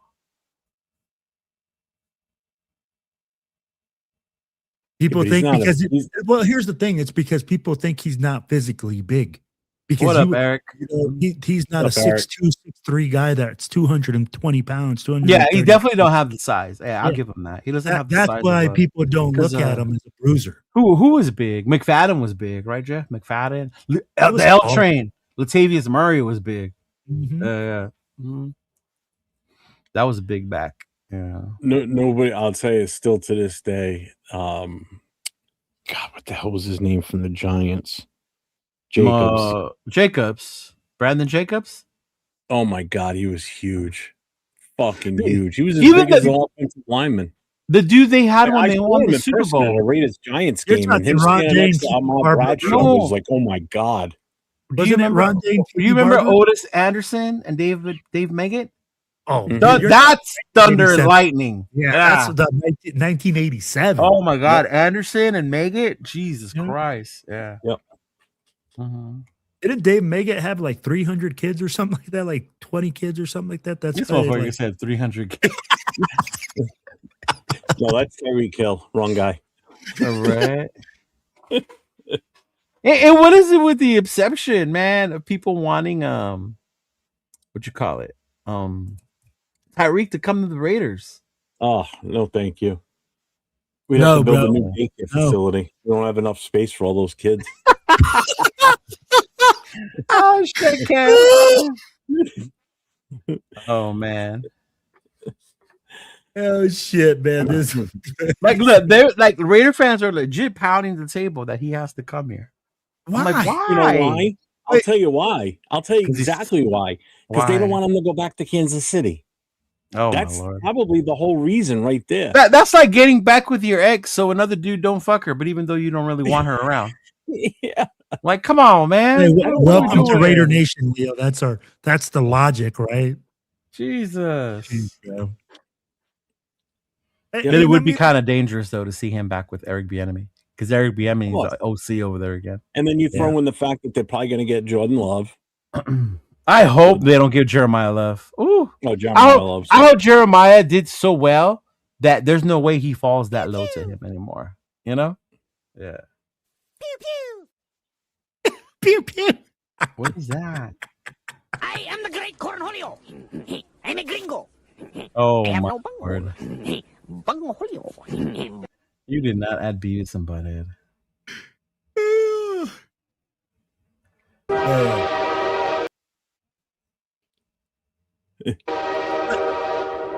Get off the tracks, man. I'm coming through. This is what Jeremiah Love is be saying. I'm telling you, bro. I'll be like, when I saw that dude, woo! I mean, speed, size, power, and then you see the game tape. Oh yeah. Why weren't you guys in the playoffs, Cheeto? Jamal Calhoun, thanks for the $2 super chat. Tyrone Wheatley. Tyrone Wheatley was I loved when he was with us, man. And even towards the end, he would just do short yardage. Remember? Mm-hmm. Yeah. That was a super chat on your channel, brother. Thank you. And then Zach Crockett was another short yardage guy. Remember Zach Crockett was like Mr. Automatic. Yeah, I just remember him all the time doing this as he was running. When he would get in the end zone? Yeah. I'll never forget that. Larry Kinnebrew. Yes. Yeah, I'll tell you, Christian Okoye was a monster too. Oh, Koya was a monster till Atwater lit him up. Yeah, You know who was a big dude, but he wasn't like tall and just he was just bigger around was Craig Hayward. Yep, Yeah. Hayward. Mm-hmm. What a monster that guy was. Good God. Craig, I ain't heard Hayward was a monster, bro. You're not even lying. You know, and like everybody talks about Bo Jackson. The thing with Bo Jackson was he was big, but he was fast, and you did not want to be in his way. No, because that much Hayward muscle wasn't at running that fast. Yeah, You know, at that speed. Bo at his size coming at you at full speed. Oh, good God. Hey, no, bro. He's going to kill you. But even Bo said there were a couple players he took a licking, and he's like, I ain't running that way no more. Yeah. Hey, I'm gonna give you guys a name. Earl Campbell. You're not old enough to have seen Earl. Hey, thicker than a Snicker, bro. You're not old enough to see Earl, bro. I seen the game tape. You're like those dudes who say I saw the Raiders win a Super Bowl on YouTube. No, bro. Earl Campbell can't walk to this day because of how he used to hit opposing defensive players. Yeah. That's the whole reason why he can't walk now. Because he would put his head down and literally go head first into their chest.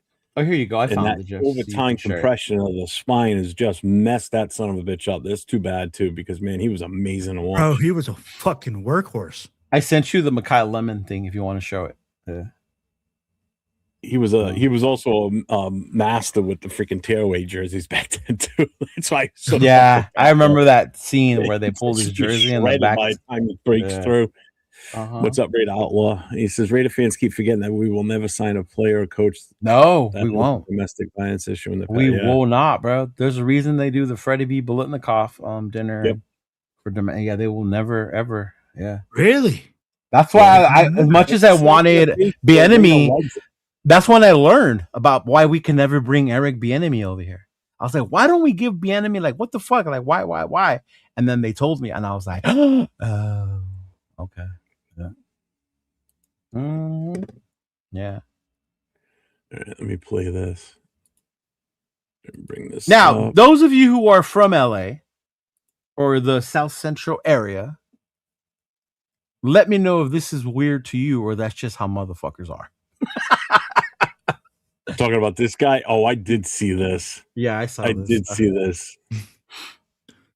Mekhi Lemon tank his draft stock at the NFL Combine? Mekhi Lemon, who was the Bulletnikoff winner this past college season, is projected to go in the first round of the draft, even a top 20 pick. But there's reports now going out that he apparently bombed his interviews with teams. One scout even said that they didn't even know the motive behind Mekhi Lemon's interviews at the Combine. And when you look at this video, when Mekhi Lemon was talking to the media at the Combine, he showed off a bit of a weird demeanor. And even this video of Mekhi Lemon was also going viral because of the strange demeanor he was showing off. And here, Mekhi Lemon was completely ignoring the coach that was trying to teach all the receivers how to run the drill correctly. Just look at this video. Mekhi Lemon's not even paying attention to a single word the coach is saying. He's just in la-la land. Coach told the receivers they had to run 3/4 their speed. But instead, what does Mekhi Lemon do? He runs 1/4 his speed, and the ball is thrown over his head. I don't know what Mekhi Lemon's doing, but if he's trying to tank so he could play with a better quarterback, then you know what? I guess it worked.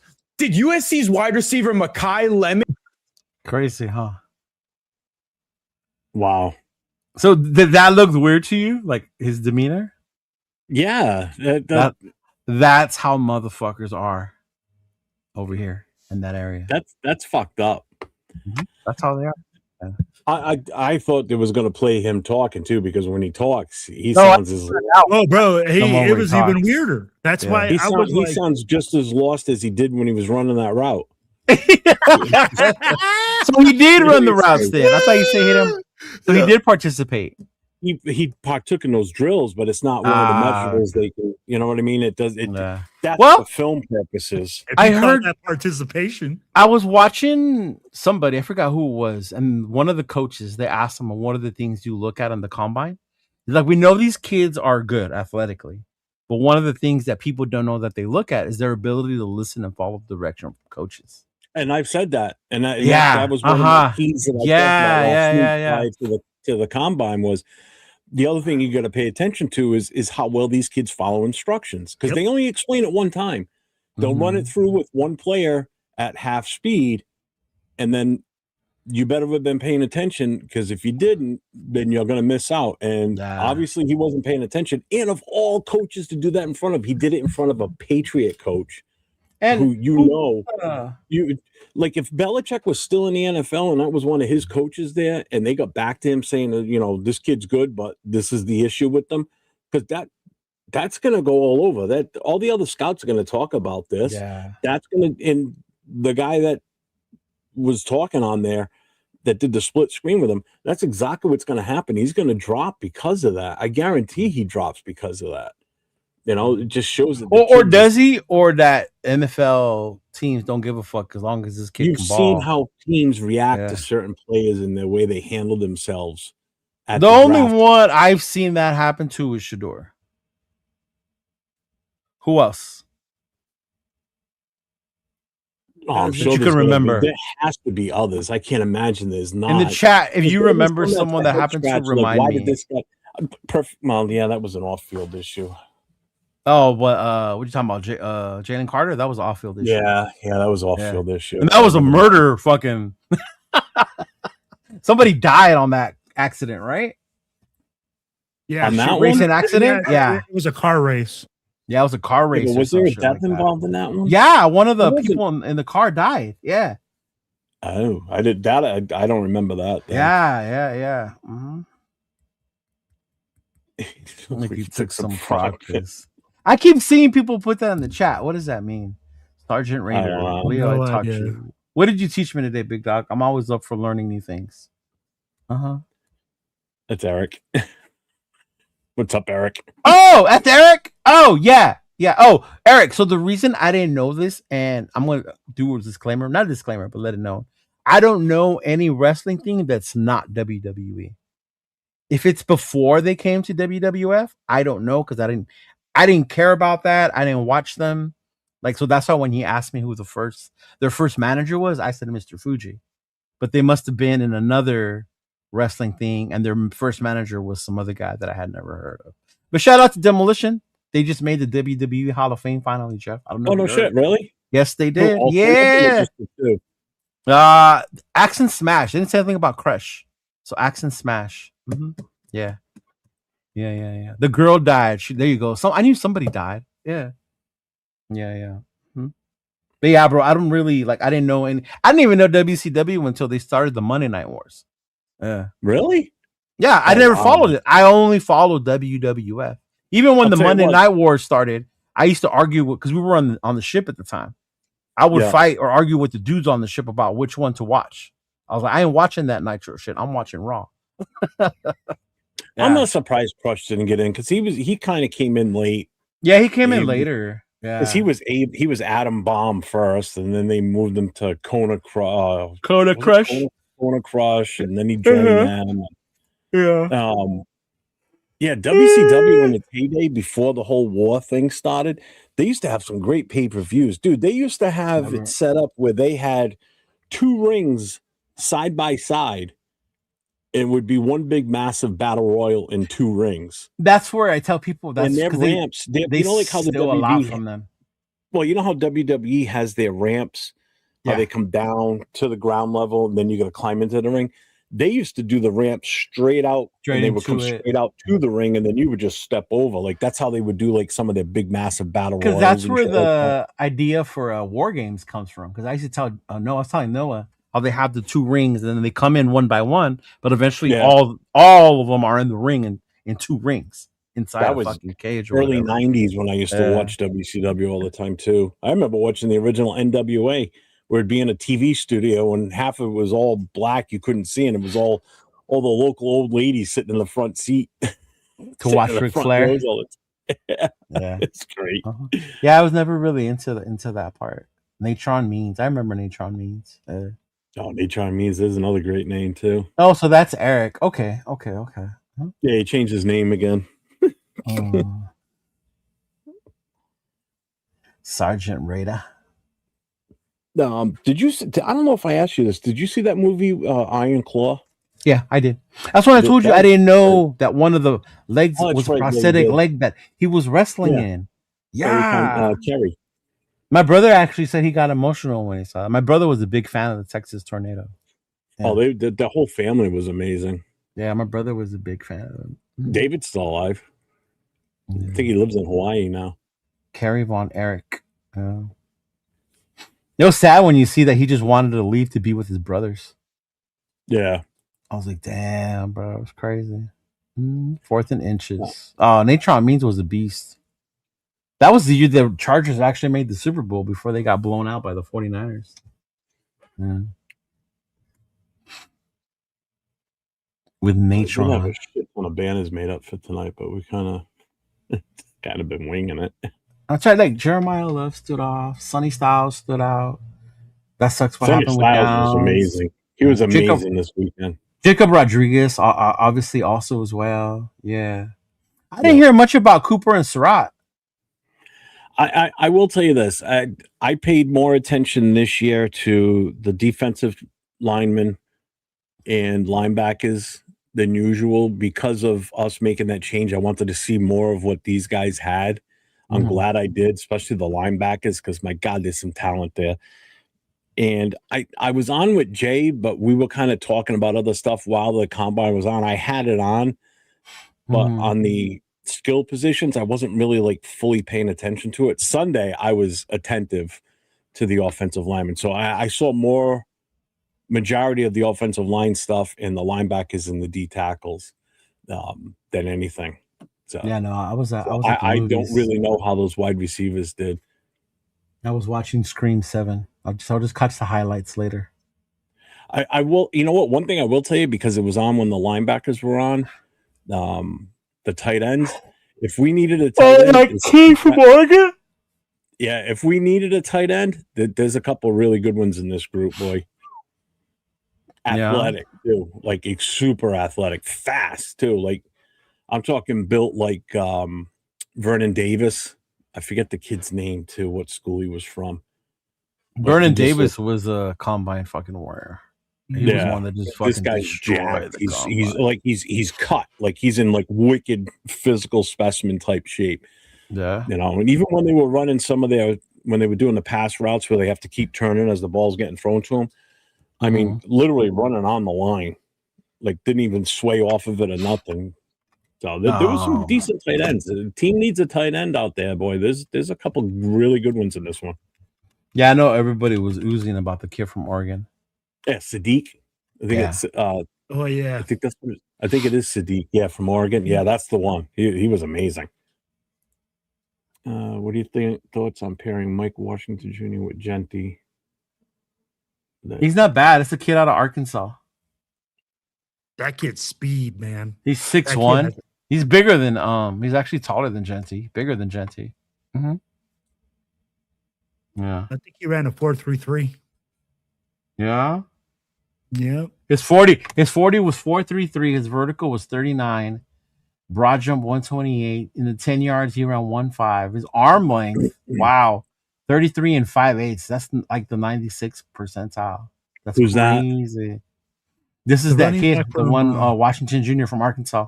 Yeah. Oh, bro, he can fly. I'd be like the only thing where he seems to struggle is his hands. Yeah, he can't catch us. He can't catch it. Small hands. Oh, great. So he's the running back version of Kenny Pickett.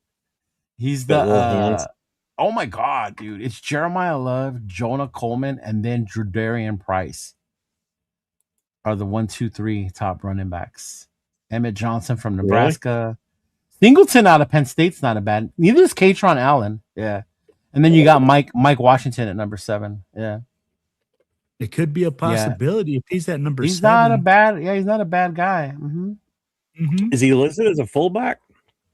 No, he's listed as a running back. No, he's listed as a running back. I didn't from Alabama. But I see what he's saying. He says, since we're going back to adding a fullback to our backfield, I'm rooting for us to draft tight end from Alabama. He's from LA and he did well on a combine. Because they actually did say that during the combine, too, that a lot of these tight ends are converted either linebackers or fullbacks. Yeah. Because they'll come out of high school as a linebacker or a fullback, but they end up converting them to tight ends just based on their size. Yeah. What's up, Raider Nation? Nick Singleton. Damn, you think he'll go that low? He's ranked the number 5 running back. Bro, 6th round? That's a running back from Penn State. Fuck, if we can get a running back like that on the 6th round, I'm all for it. Shit, we did worse when we fucking drafted CMC 2.0, right? What's he doing nowadays? Is he even going to make this team, Jeff? Who, Thornton? No, Lobby. Bro, right now, yeah, because we got 3 running backs on the roster. You got Genty, Collier, and Lobby. That's it. So everybody else is gone. Yeah. Mostert's a free agent. He was only a 1-year contract anyway, so he's gone. Lockett's a wide receiver. Lockett's a wide receiver. Zamir's gone. Thank God. Hey, what's Sincere McCormick up to these days? I don't know. Probably still on injured. The practice squad, I think. Not on ours. No. On a practice squad somewhere. He's still injured. He's still injured? Who said that? I did. Yeah. Oh, okay. I don't think Dylan Lobby, Cheeto. I'm gonna tell you like this, if the way that things are said to be coming, right, with Shaheed coming and stuff. If Shaheed does come over here, bro, that eliminates one of his jobs, kickoff returner. That takes away his thing. Mm-hmm. Yeah, so I mean, like if that does happen, I don't expect Dylan Lobby to be here. I'd be like, what has he done to prove that All he right, should all stay right. here? Okay, Josh Cuevas. He's 6'3", 245 out of Alabama from LA. Okay, all right. His height, he's 6'3". He's not. He's on the smaller end for a tight end, I guess. He weighs Jay 245. said he's with the Niners. That's a fullback. Oh, he is. 245. I could see why he's saying put him at fullback. Yeah, he doesn't have the size to play. 4'6'5" though. That's not bad though for a fucking. Yeah. You don't want him too tall though. You don't want a fullback to be No, 6'3" is not bad. I mean, we're gonna Yeah. any fullback we get is gonna be bigger than our wide receiver, unless we go to the lollipop land and get our fullback. Like, come on now. Yeah.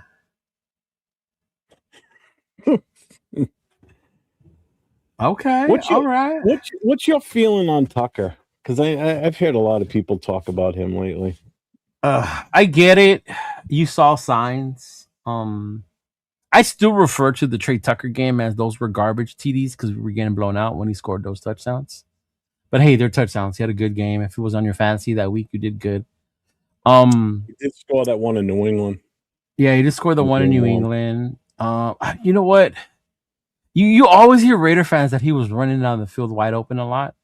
I don't ever remember seeing that so much in the War Room's film breakdown, right? Like I never really heard them say like, "Hey, Tucker was always wide open," you know. But honestly, I think this is a make it break it year for Tucker. If he doesn't, fully get the most out of a Kubiak system, then I think the Raiders move on. It'll be time for the Raiders to move on from him. Yeah. Mm-hmm. I agree. I And mean, if like, Tucker was wide open, it wasn't getting the ball because Gino was getting his ass whooped back there. Right. And Tucker's still not a number one true wide receiver. Yeah. Dude, he's not even a number 2. Mhm. Let's be honest. Yeah. And with Chido, you hit the nail on the head. Bro, if we get Tucker, we're looking at a slot guy. He's a slot guy. That's what he is. He excelled last year. He did very well for himself in a very bad offense. Yeah. And to Jeff's credit about depth, Tucker was forced to play on the outside because we don't have depth at the wide receiver position. And on this team, that's what we need. Yeah. Well, and here's the thing too, and this is why this proves he's not a number one. Because what did we talk about earlier on? We were talking about Shaheed, right? And how we said he's a better version of Tucker, and we've already said Shaheed's not a number one wide receiver. So anybody that's thinking that Tucker's a number one or our top wide receiver, if Shaheed comes over here, Shaheed's not even that number one top wide receiver for us. He's a change of pace wide receiver, just like Tucker is. So we don't even have a close to an assembly of a number one wide receiver in this roster. We got a number one passing option or receiver option, and that's Brock. Ooh, Ernest, I would love to see Malachi Fields. Like, if people think we took a chance on Thornton because of his size, right? If we take a chance on Malachi, he's more of a true wide receiver than Thornton is. Yeah. Malachi is more of a true wide receiver than Thornton is. Thornton legit is a project. Yeah. Oregon Dillon. Oh, he's talking about the white guy. In the draft, the ball. I don't know, man. We got enough milk on the other side of the defense. Man. We bro. That kid could fly. Milk check. Yeah. Well, he said his 40 was a 4.3. I'm telling you, bro. So many dudes were running under 4.4. It's crazy. Yeah. Fastest draft ever. These dudes are getting faster, and I know Bo's fast or 40's never been on record or clocked, right? Yeah. It's the legend, right? The legend of Bo's are under 4.2, right? 4.1. 4.1. 4.1. Yeah, 4.1 something. Yeah. That's the legend. And he walked right outside the building. And then he took off. Cool Tev says McCormick went to the Vikings. Oh, okay. Yeah. Yeah, but that's the problem, though. I'd rather have Jacoby. I'd rather have Fields. Thornton got drafted. Like, are you already gonna throw away the bathwater on Thornton? He was a 4th round pick. Yeah, man. And that's the hard part. Like, I think, bro, Kubiak has a lot of questions that he has to answer before we even look at the draft. Right? Look at the free agency. Hey, do you see potential in these guys? And I'm gonna ask you guys something because I see a lot of people bringing up the quarterback. obviously, unless something happens, Jeff, don't lose it. And I'm not switching my position. I'm not saying nothing. I'm but good. obviously, Mendoza's getting draft number 1, and we're taking Mendoza. That's the obvious pick, right? If something changes, something changes. Until then, that's the pick. So then why are we looking to draft his backup in the same draft class? Like, what sense does it make to have a rookie quarterback, that's our future, and then in the same draft, and Jeff already complained we don't have enough picks, waste one, in my opinion, to get his backup? That's what I don't understand about people say we should take 2 quarterbacks this draft. Okay. And this is what I think might be the answer to your question, is if we don't bring in a veteran quarterback as a bridge and we cut Gino, then that leaves us Mendoza and AOC 12. So that leaves us just 2. That means we have to either bring in a bum free agent quarterback, or we do have to take one in the draft, which means the Raiders are known for. Correct, which means AOC will start the season at this point, unless Mendoza comes in and blows it open in the training camps and the preseason games. The way Carr did in that Seahawks game? It's possible. Yeah. It definitely is. There's no two ways about it. If he's that talented, he should. Let's put it that way. If he's as good as everybody's claiming he is, then there should be no questions why he's not starting then. Okay. Right. But if he doesn't, then that means we have to go into the fact that it's going to be AOC 12 starting, and Mendoza would be the backup, and the other guy would be our third as our emergency quarterback. Because you got to go in with 3 quarterbacks. You can't just go in with 2. No, you got to have that emergency guy. Yeah, you have to. I would rather have a seasoned veteran back there with those, with AOC 12, Mendoza, and those 2. I'd rather have a veteran QB. I don't want to trust 2 rookies on this roster with AOC 12 as your starter to start off. Yeah, I think that's why I'm not for it. Number 1. Yeah. Next year, oh hell yeah, grab a quarterback. We should be drafting one every year. I'm telling you, there's 2 positions I vehemently say that we need to draft every year, regardless, and that's a quarterback and a left tackle. No questions asked. Should always have another one in the pipeline for a quarterback, and definitely for the left tackle. Chido, I'll answer this question this way. Kyler Murray, I know. We have been so bad at drafting, I think, right, that we have just this track record of having shitty drafts and not having players that pan out. That people are just generally saying, shoot as many bullets as you can and eventually you'll hit something, right? They're like, oh, because do people not realize bullets aren't cheap though? Like, bullets aren't cheap, y'all. But here's the thing, and I think another reason I know is for this, a fact they're not. And we've all talked about it. Fernando Mendoza in another draft or in another situation, would he be the consensus number 1? No, we're not starting that talk. Right? I didn't bring it up but I'd be like, no, but you talk, we've all talked about it in the past. So there's that insecurity part. People have insecurity, so they want to take as many bullets as they can. You can't, though. If you're drafting this guy number 1, there should be there's no doubt about it. Exactly. So then don't give me the insecurity part. So we're drafting one just in case. Hey, I get what you're saying. I understand. I'm just telling you. He might have drafted Jalen Monroe, but who was there? They had Gino and Darnold. Kubiak had Gino. He sent Gino away. No, did he? Did he send Gino away when Kubiak got there? Ja would know. I don't know if he got to play with Gino. But anyway, he had Darnold. Yeah. Kubiak, Jalen. Wait, Kubiak hasn't drafted anyone. That's what I'm saying. And it wasn't Koob, because you're talking about Koob just being the offensive coordinator. Yeah. That was McDonald and their fucking general manager. Yeah.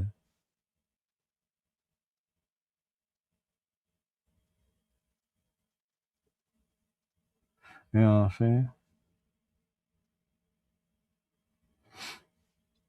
That's not true. Every player does not earn their spot. The Raiders have been known for giving away fucking scholarships, bro. Brandon fucking Parker. Damn. He went there. Right? Dylan Parham. Oh, so did you listen to the thing with Max and Rob? Totally off subject, but this reminded me. Did you hear the Jerry Tillery story? Yeah, I did. Oh my God. Yeah. Yes. Give it to me. Give it to And me. the sad part, bro, Tillery went to Notre Dame, Jeff. I don't know if you knew that. No, I didn't. Yes, he went to Notre Dame, bro. Oh man. Tillery always held a grudge, bro. Never knew how to let go. Never knew how to let go. Because they were talking about how that Rams game, and I think the reason I wanted Jeff to hear it was because Jeff always tells me, tell me a game where Max made a difference. So in that Rams game, basically Max had ended the game because he sacked Baker. Yeah. But then Tillery, remember, fucking kicked the ball out of Baker's hand. They got a new first down. Clock stop. History. Baker drove them down the field, revitalized his career. Yeah. Mm-hmm. But it was just this story is for 2 days. Huh? After being in LA after being in LA for 2 days, right? What did he say? He wore the number 17 or some shit. Yeah, bro. Oh man. Yeah, today's Rush podcast was so cool, bro. I loved hearing stories between Rob and because Max. basically what happened was when they were on the plane, he got up, he had to go to the bathroom. So as he's walking back to his seat, now everybody around them sleeping or whatever, right? Or they're all in their own zone. So as it was Tillery that did it. So he was pissed at him in the first place because that blew the game for them. So Max goes, I was so pissed. I didn't want to talk to anybody. He goes, so I go to the bathroom. When I walk out of the bathroom, I start walking down the aisle. Who's coming at me on the aisle? Tillery. So he's like, fuck, I don't want to see this guy. But Tillery was like, I'm sorry. You know, he's apologizing. He goes, the poor guy thought I was going to knock him out right there or something, right? So he's like, you don't have to apologize to me. He goes, I don't want to talk right now. He's trying to talk to him. He's like, I'm sorry. He's trying to apologize and be nicey about it. And Max is like, it's okay. I don't want to talk about it now. He goes, I just wanted to just go sit the hell down and just not even talk to anybody. I'm so mad. Yeah. And then I didn't realize what a dick Josh McDaniels was. They were talking about that first Charger game where Max had like 17 tackles or whatever the fuck. Oh, yeah. Amazing game. But they were mad because Max missed the B gap or some bullshit and allowed the player past him. And then that's what cost him the game against the Chargers. So they had forgotten everything he did. And they focused on that one moment and they wanted fucking Rob Ryan to get into Max's ass about that. Yeah. Yeah. There you go. Brandon Faison, another lifelong Raiders scholarship. Mm-hmm. Yeah. Yeah, man, that was a funny, that was one of the good listens. So that was a good one. I'm glad you said something because I went and watched it right away after that as I was doing other things for tonight. And it was pretty fucking funny. That was fucking funny. I gotta get used to these glasses. Yeah. Got my new glasses now. I don't look at I like these better than the other ones. That's for damn sure. There you go. See, that's what he said. Brady said, Logan Paul's a bitch. Just say he's a bitch. That's what he was telling Gronk. Oh, man. Look stylish there, Jeff. Those are the old ones. That's what I'm saying. Those look stylish. Brandon Faison. Is this the one? Okay, I found it, Jeff. I got it. I'll send it to you right now. With Lemon, the way he's talking. Oh, the one that he's talking? Yeah. And maybe I've gotten used to it because I've had high schoolers that I've worked with, and they talk and their demeanor is the same. Yeah. And you might be right because I'm just telling you, like, for me, like, if I see that, God, even his face. I'm asking questions. Yeah, because his eyes were like, bro, his eyes were going all over the place during the interview. So it's kind of weird. All right, here we go. You got it? Okay. Sure. I'm gonna go Jake Jettis. I'm gonna go Jamar Chase. I'm gonna go JSN. Oh, that's a tough one. I'm gonna go 3 for you for sure. I'm gonna go Jake Jettis. I'm gonna go Jamar Chase. I'm gonna go JSN. Like, Oh, that's a The Ben tough Stiller one. one right there. yes, yes, Yeah. yes. I'm gonna go Jake Jettis. I'm gonna go. Yeah. I'm gonna go. Makai, who's one NFL player you model your game after or look up to? I probably say Amon-Ra St. Brown. You know, what type of grit he plays with. You know, what type of way he can have a positive impact. You know, on the team without the ball in his hands. Makai, who's one? You on me? See, and to me, that's crazy. To me, that's normal. That is not normal, Cheeto. For these youngsters, yes. The kids out there. Yes. That's what I'm telling you. Over here in SoCal, in that area, that's normal, bro. Ah. 3 to 5 years as a Raider player is lifelong if they suck. And they Nowadays, right? Nowadays it is, yeah. Shit.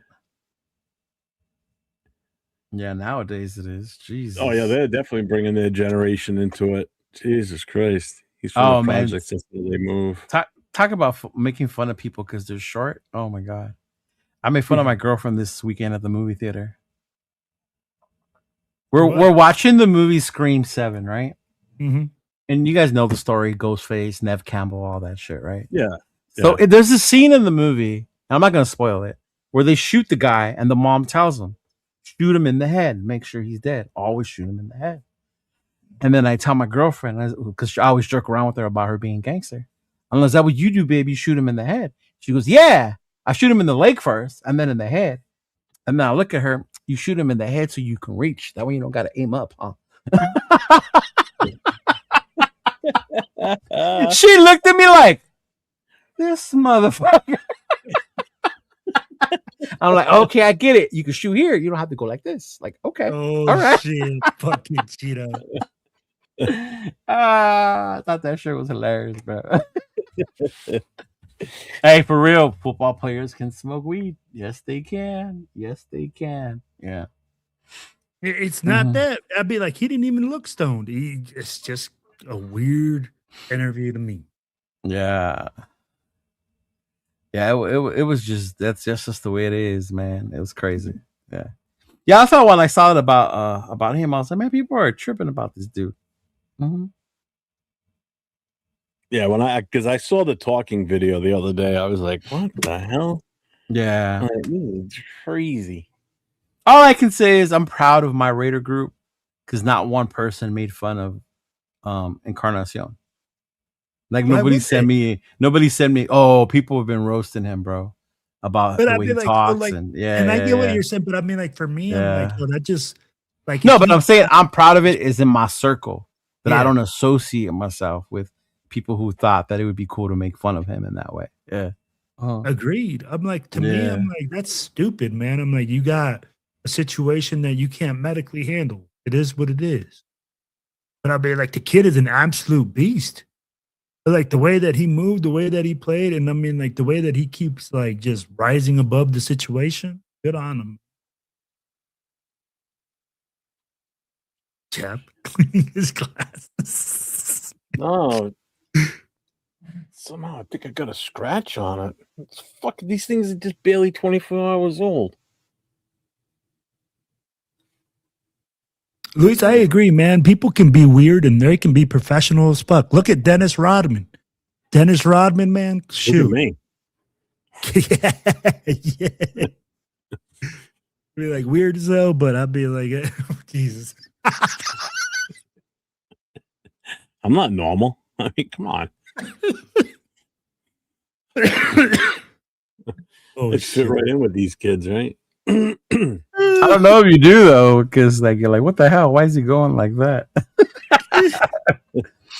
No, I get it, especially when I do Lyft and then I pick up young kids around the USC campus.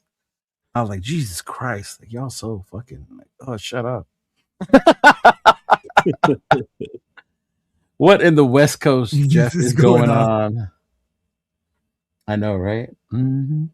But as you see, though, Cheeto, then also, like, if it is like that around there culturally, like, it obviously put off a lot of different teams. If people were talking about the interview process. I didn't see teams say that. I saw people reporting that team.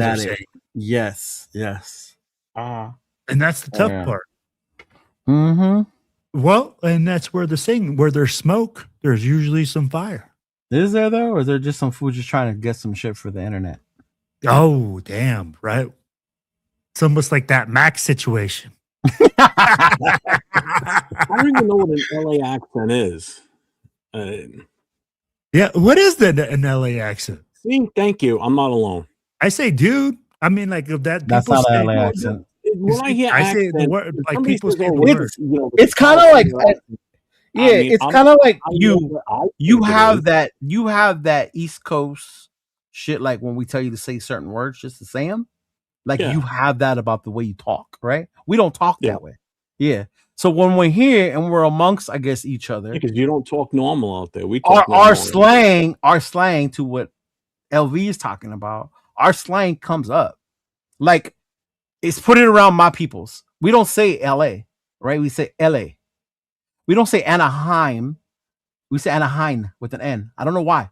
That's just the way we say it.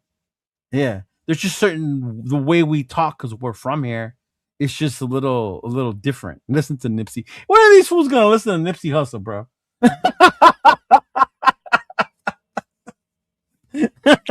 So it'd be nothing new coming out, that's for sure. Right. Yeah. Not even a surfer's accent. That's not LA. Right. Like even here in LA, there's people in certain areas. Yeah, The valley has a different because you know, growing up at the time frame I did and being out there during the 80s, that's how it was out there. Yeah. You know, that's what I heard out there. I heard that California accent. You know, like if you ever watch Saturday Night Live when they do the Californians, you know, and the way they talk, that's what I remember from my time being out in California those 2 years. You know? Yeah, and then I think people take what they see on TV. Totally. Yeah. You know, like people see what they see on TV and they think you all talk that way. You know? So I don't think it's a California, it's definitely an LA accent, what you're talking about. But even California is different. I'm down in San Diego area, like El Cajon. And that's what I'm saying. It's different. San Diego's a military town. So you have people from a bunch of different areas mixed in. LA is its own animal. The Central Cali. They talk a certain way. That's Gravy in them, right? They talk differently. And then you got the Bay, and then you got Northern Cali, the Bay Area. The area, like they're completely different, right? That's what California sounds like too. Yeah. There you go. See, he's so right. Yeah. No, we don't talk like Pauly Shore. See that shit you see in the movies. Yeah. Like you don't see me walking around like, hey, what up, I'm here to talk about the Raiders. Like, right? Because that's how you see me portrayed in movies. Like, fuck that put away. Have you ever seen the In Living Color skit when the lady's standing in front of the bank and all these guys dressed like yes. I want to shout out to my family. Go Raiders! Yeah. I absolutely love that one because he's like, oh, it's that bad. He goes, yeah, how does he word it? I'm trying to remember it. I used to know that skit too by heart. Oh my god. Oh my god, because he's so upset because they're so bad. You know, we're so bad and everything. He's like, well, I'm talking about the Raiders. You know, like, the Raiders. It's just fucking great. I think it was like during the riots and shit when they did that skit. She was supposed to be out. You know the comedian Gary Owen, right? Yeah, I know Gary Owen. Mm-hmm. Yeah, have you seen when he does the skit about how Raider fans are like when you say Raiders? Yeah. The most Mexican thing you can say when you say say Raiders. He does that whole skit. That's hilarious, dude. He is Gary Owen was in the Navy, bro. Did you know that? I knew he was in the military. I didn't know. Yeah, Gary Owen was in the fucking Navy. Yeah. He was doing the last comic standing. Oh shit! Well, he was on like his last stint. Yeah. Oh really? Yeah.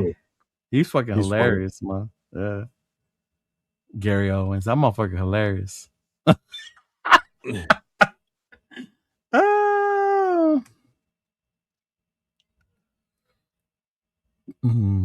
motherfucking Raiders. I know, right? Well, so next week, a week from tomorrow, actually, free agency opens. So when is tampering period?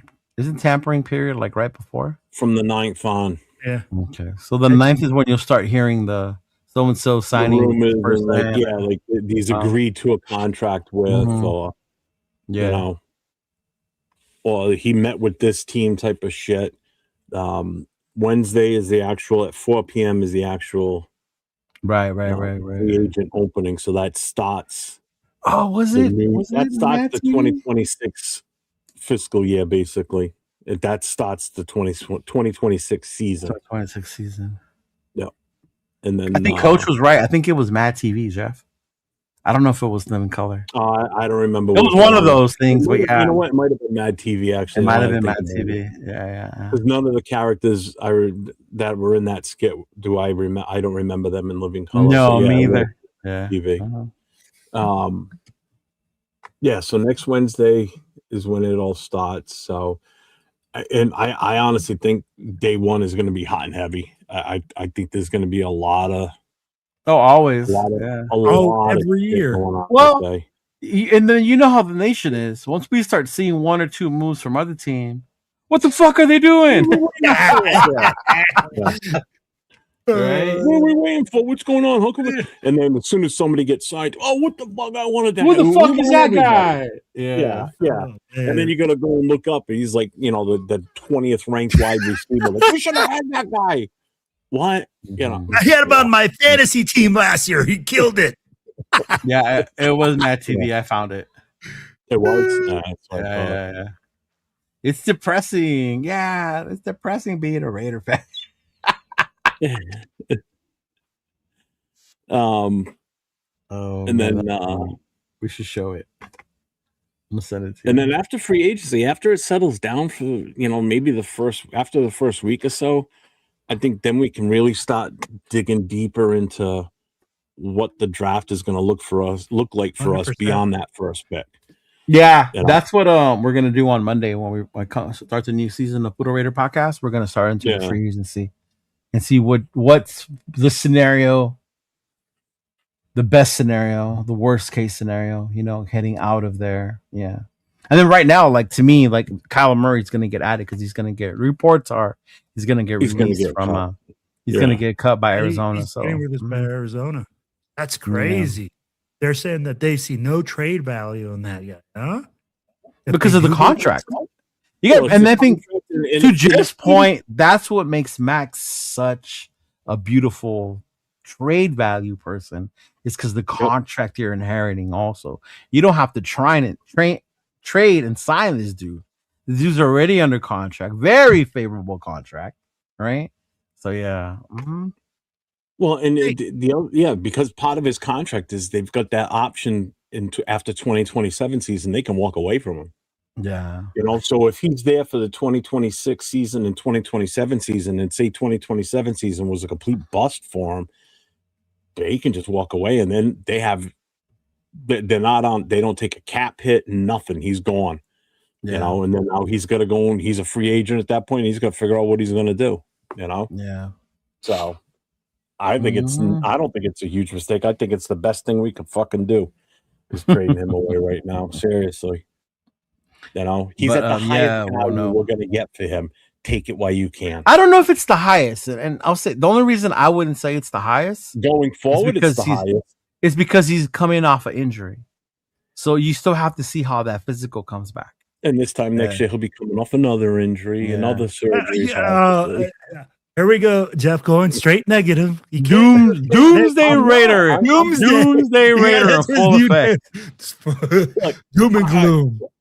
Look, I'm not the only one that's saying this. There's many other people that say it. They just don't get on their show. And I wouldn't tie yourself to everyone that's saying it either, though. Because if I showed you some of the people who are saying it, you would be like, "Oh shit, I don't want to agree with him."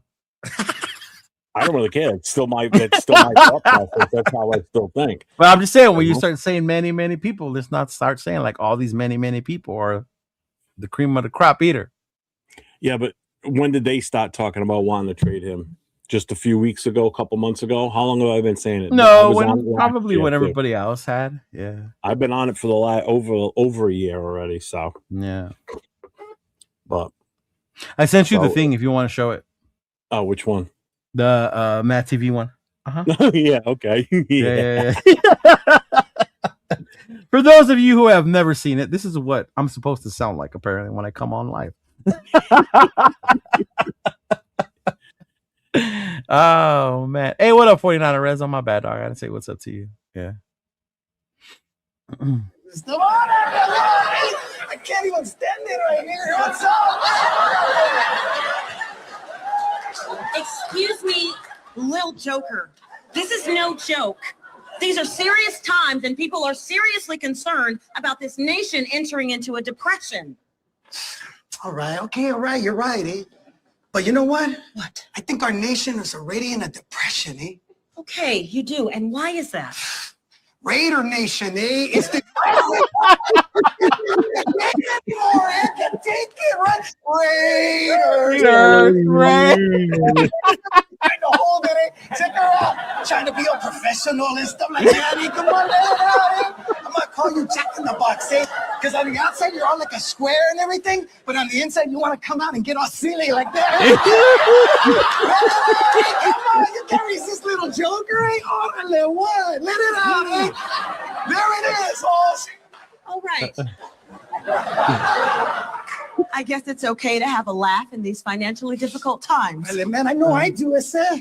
This is Janice McAllister signing off. Oh, hey, and Selma, hey, call me, baby. I love you.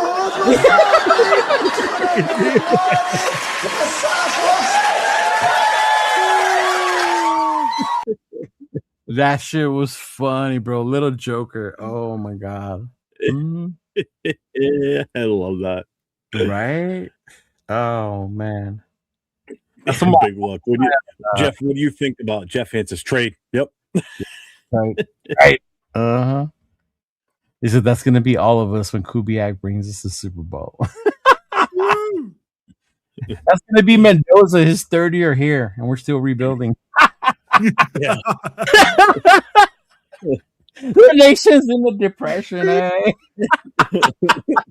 He's like, all I hear is Raider. Oh shit! Oh man, that was funny. That was funny. So anyway, so next week's free agency starts, and then like I said, then we can start. Good thing is we're on next Wednesday with the connection. We are. Mm-hmm. So hopefully we catch something good while we're live. And I think the following week, once we're back on again on Wednesday, we'll have a better. Hopefully within 1 week, we make some moves that kind of help solidify our direction for second round and beyond in the draft as to what we really need to go after. Yeah. So it's going to be interesting. And then we got the draft, man. Oh, God, I can't wait for that. I'm so excited to go to that. I'm looking forward to it. You're getting all excited for what's going to take about 10 minutes. We pick, and then the other 32 teams. The other 310 minutes, you're going to be like, now what? You know what? I've never been to the draft before, so it's more of a spectacle now than it ever was before. Yeah. So I mean that's kind of what I'm looking forward to, and I'm gonna see guys I haven't seen. I haven't seen since last season. I'm gonna meet a bunch of new people that I know. I know Levi was in the chat. He's gonna be there. Yeah. 805's coming out. Chris, Severe. I haven't met those guys before, so I'm looking forward to, hooking up with them and getting together with them and hang with them while they're out here. So I'm just going there with the intent to have a good time and just be part of it. Hell yeah. So, Chido, have you been to a draft? I went to Pittsburgh. I went to Vegas. The year was in Vegas, the first year, and then I went to Pittsburgh as well. Mm-hmm. I would be like Jeff. I'd be excited like a little kid right now, bro. I'd be like, hey, that's your first time going somewhere, seeing new things. I'll be like being there. And then Pittsburgh, we have the 13th pick. This one we have the number 1. Yeah. Dang. Mm-hmm. You went to the draft in Pittsburgh before? Me? Yeah. Yeah. when we picked Brock When was Bowers. it in Pittsburgh before? No, not Pittsburgh, Detroit. My bad. No, Detroit. That's what I was about to say. I was like, No, Pittsburgh? Detroit. I went to Pittsburgh for my first. Well, not my first. One of the away games that me and Trona started doing together. Yeah. It was when we had Derek Carr and Ruggs still. Mm-hmm. I think on Wednesday night, there's a big meet and greet in downtown Pittsburgh for like all fans, not strictly just Raiders. It's like I went to one of those in Detroit. Levi sent it to me too, so I think I'm gonna go to. Dawn and I'll probably go to that. I got to talk to 805 and them. If you see all the different super fans from different teams there, yeah. I'll definitely go to that for sure, and I'm gonna be going live as much as I can too. So catch as much content. Bring us along on the It's a work trip. Yeah. It's a work trip. Awesome. Plus, you know what? I definitely can't wait for Thursday night when we get that number one pick and Goodell comes up to the podium and says, and with the first pick in the NFL draft, the Raiders have completed a trade with blah, blah, blah, blah, blah, blah, blah, blah, blah, who. And then so-and-so's now on the clock. And we got to wait till our pick. Shit. Hey, Cheeto, don't be amazed if you see Jeff running across the fucking podium to go grab that fucking envelope. I said that this weekend. I said it on Saturday Night Show with Jason. I said, when I see Goodell coming out with that number one pick, I'm going to rush the stage, rip it out of his hand, look at it first, because if it does say trade, then I'll give it back to him and walk away. And if it says anything else, I'm going to rip the thing up, and then I got to make a beeline for the exit. So I have to scope out my path. That beeline is going to be more like a Z line. Huh? Yeah. I'm going to be zigging, but there ain't going to be no zagging, that's for sure. It'll be more like zapping because I'm going to get fucking teased. Yeah, we'll be in Wednesday too, 805. We're leaving like 6 in the morning Wednesday morning. It's like a 9-hour ride for us. So we'll be there fairly early in the afternoon, hopefully. I think I got there Wednesday with MC. We got there Wednesday, then we went to Detroit. That was when we met the other super fans. We went to one of those meet and greets. We met the People's Champion from Philadelphia. Dude walks around like he's the Rock carrying a belt. And then the Bills guy, the Bills Mafia guy was there. A couple Lions people. Yeah. Mm-hmm. And then I'm actually Thursday night's going to be great and everything, and obviously meeting 805 and all that. But Saturday is going to be the that's going to be a great day on Saturday. I cannot wait for Saturday because we're not going to the draft on Saturday. We're going to the Hall of Fame. So I'm so excited to go to that. Last year we went at 805. I was with 805 last year. We went to the draft party at the Palms. We went to the draft party. Well, I saw the video from that. Yeah. And then the next day was when we went to that bar, and then we watched the day 2 stuff. Yeah. Shit, what's the name of that bar? 805. I like it because they have the whole Raider decor in there. Mm-hmm. I found something out too. I know 805. You can't wait.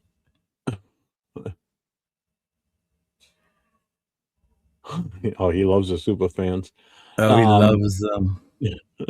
I'll make sure I introduce him there. I'll bring them all over to him. Chris, come here. I'll say to them, hey, I need you to meet somebody. He's a huge fan of you guys. Come here.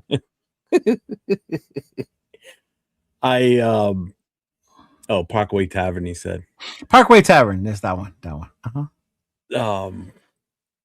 Yeah, you can buy joint tickets for the Hall of Fame and for the Rock and Roll Hall of Fame.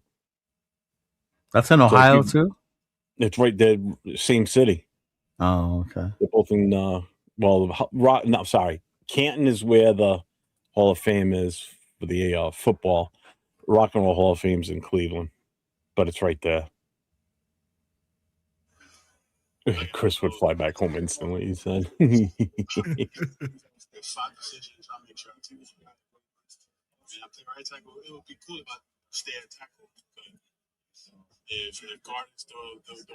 Oh, he said he'll play either way, huh? Francis Malgoa was asked if he's going to play offensive guard or tackle in the NFL. He said, "I'll play wherever the fuck they want to play me at." I'll tell you what, and that's one thing I do like about some of these guys. Some of these guys have, got experience playing both positions. Tackle and guard, or center and guard too. Yeah. So you're getting guys. It's about less than an hour away, Nate. It's not that far.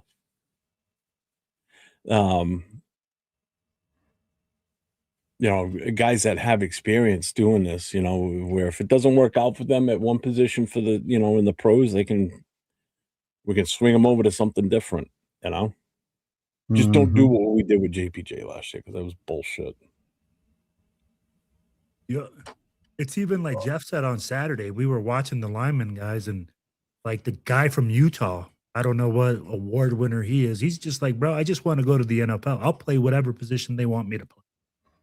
Left tackle, left tackle, Fano.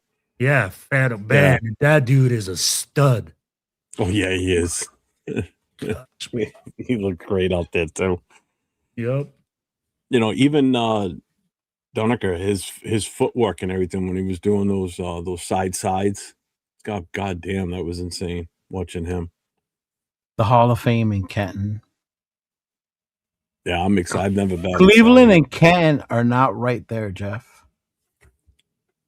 I know. I just looked on the map. They're about an hour away. It's not that big of a deal.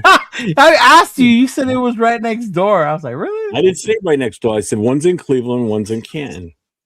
See, you're not listening. Your Cole's got your ears blocked. Hell. What we've got here is failure to communicate. Some men you just can't reach.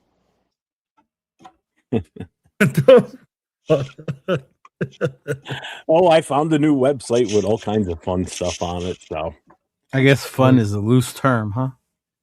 Oh, for me it is.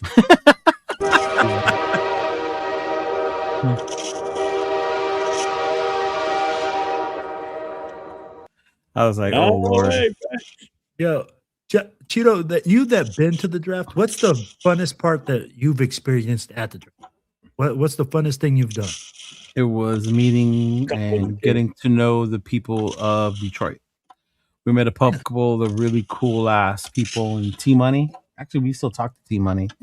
We exchange social media. He's a cool ass dude. We met him at the cigar lounge. So meeting him, some other Detroit fans that were there was cool as hell.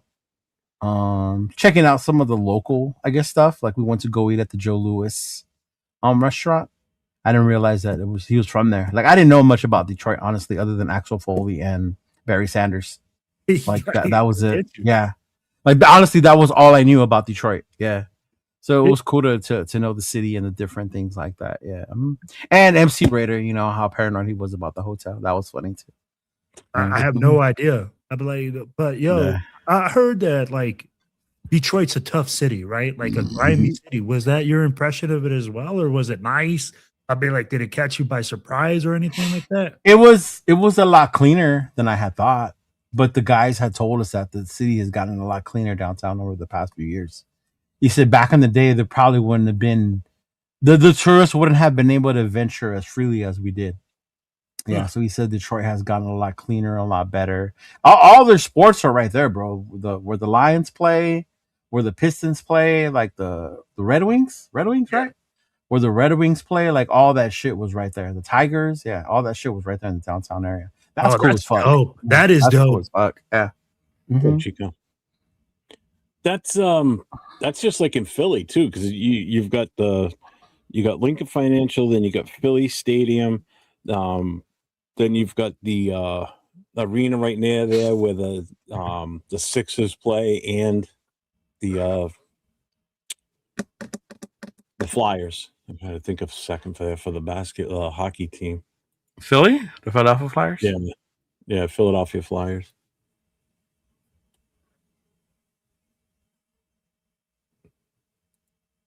Who else is like that? There's another city that's like that too. No, Baltimore, but it's only baseball, and they don't have basketball or hockey there. The two stadiums. He are like said side it used to be like that in Oakland. No. I said it was safe for people to venture around the city. Okay.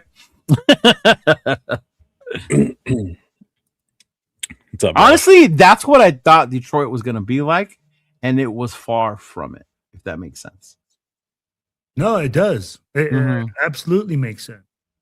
Mm-hmm. Yeah. That, and then, so they had the area where you go and everybody stands, right? You make your way to the front or whatever. And then there's a way where you can make yourself into the center circle. So where the people they show on the camera and shit. Yeah. So we actually missed out on going in there because my ass had to go pee. I think MC went in there with Brian with All In Autumn Win and a couple of other people. And Chris, being the true homie that he is, he waited back for me, him and Turf, because I was taking a leak. And then when I came back, MC had went in there with Brian. Yeah. So because they keep it full. So people stand by the door and they're like, okay, we need so many so-and-so team fans. And then they'll get them and then they'll go in so that part where the center circle is, that's how it's always full of fans. Mm-hmm. Yeah. Jeff is trying to figure it out. Good. Oh, Jeff. No, go ahead, bro. I know that you're trying to figure out how to get into the inner circle. Go ahead. Inner circle. Oh no, I already figured. Go ahead, you tell me, because I already heard. Unless it's different than what I found out. Well, Cheeto just said it. Well, you can buy, or I think, who was it? One of the people was the fan of the year. So the Raiders put him in there. And then there's certain fans that they get given to them from the Raider organization as well. Or you can buy your way in there as well. Mm-hmm. But they only stay for a little bit. Where did I look it up? I think I found it on NFL.com. It's not through the Raiders. It's like the VIP experience. Because what we had to do, we had to register for the draft tickets because they closed the area off. Detroit got so packed that if you didn't have a ticket, you scan, then you walk into that area. That shit got closed off after a while because it was too full. Yeah. So we got those free tickets and we walked in, and I had told Mario, like, hey, bro, what's this VIP thing?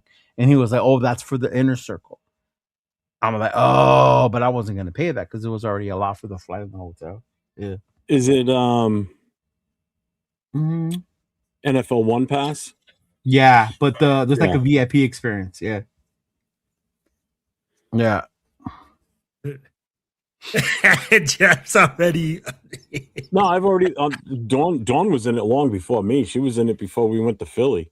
Yeah, but if you wait over to where they let them in, like I told you, you'll wait. You probably won't. You can do that day 2 or maybe day 1, but wait later because people will start leaving. Like I said, it's a long fucking day. We didn't stand for all 32 picks. Once the Raiders drafted, I think we did like 2 or 3 more picks, and we said fuck that. We just ventured back out because we were damn near in the front when they announced it. Yeah. Mm-hmm. There was so many. I mean, fucking Eminem showed up because the Lions came out, and then Eminem came out with the Lions. Yeah. Mm-hmm. Yeah. Yeah, because they had even told us that if having the ticket, the one pass, didn't guarantee you in. You had to get scanned through the gate because there's a capacity. Yeah. Mm-hmm. But all this was outside. It was fun. Yeah. Well, because I heard another option is you basically just have to stand out because they walk around with cameras and they look for people to put into that spot. No, that's what I'm telling. That's where you do outside. You tell them when you stand out by the door. But if you're in the mix with everyone standing, yeah, no. Yeah. Mm-hmm. And of course, on the outside too, they have other like little VIP areas with seats and shit like that. There are always areas that have VIP sitting, so you're not just standing there. Yeah. Basically, VIP means you can sit. Mm-hmm. That's what it means. It's your basically, sitting pass. Basically, bro. Yeah. Yeah, mm-hmm. Bro, I get it.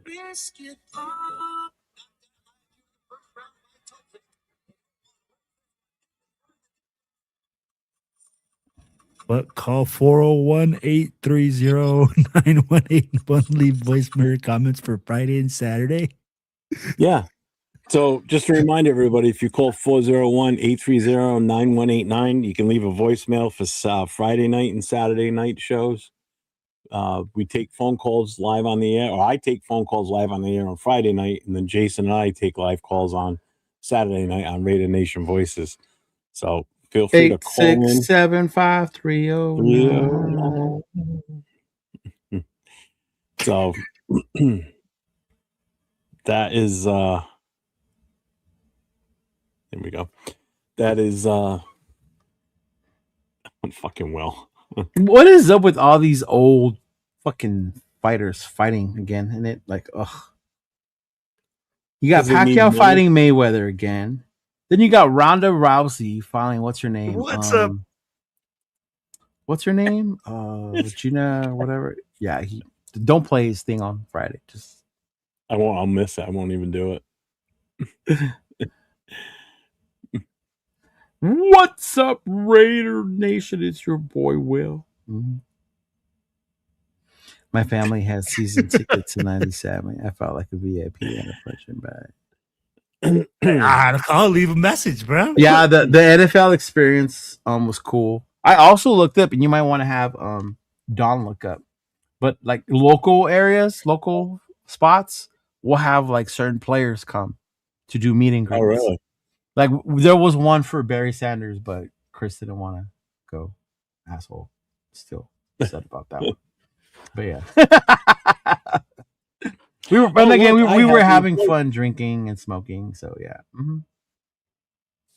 I have a voicemail. Huh. My family has did you see Crosby box? He better stay with football. Yeah, he was going up against was that dude? Sean Strickland, right? Yeah.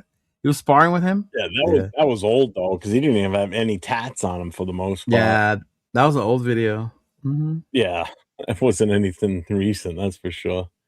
If that was something recent, I think the Raiders would be pissed. They'd be like, "What the fuck are you doing?" The Raiders or you? No, the Raiders should be pissed. Yeah, you just we shut you down for the last 2 games of the season, and then you had to get in surgery, and you're out here boxing. Get the hell out of here. He's putting up videos of him playing basketball though at his house. It's crazy. It's absolutely crazy. Yeah. But I mean, shooting the baskets, I mean, whatever. Yeah. See? It's different than bouncing around the ring trying to box. No, he's not just shooting baskets, he's balling, like dunking and dribbling, moving. Yeah. Oh Jesus. Yeah. I didn't see that. Mm-hmm. We'll look at Will Jr. getting some camera time. He just came in with the dog. Yeah. Cute. My dog would treat that like a chew toy. Yeah, probably would, bro. My dog's a thundering.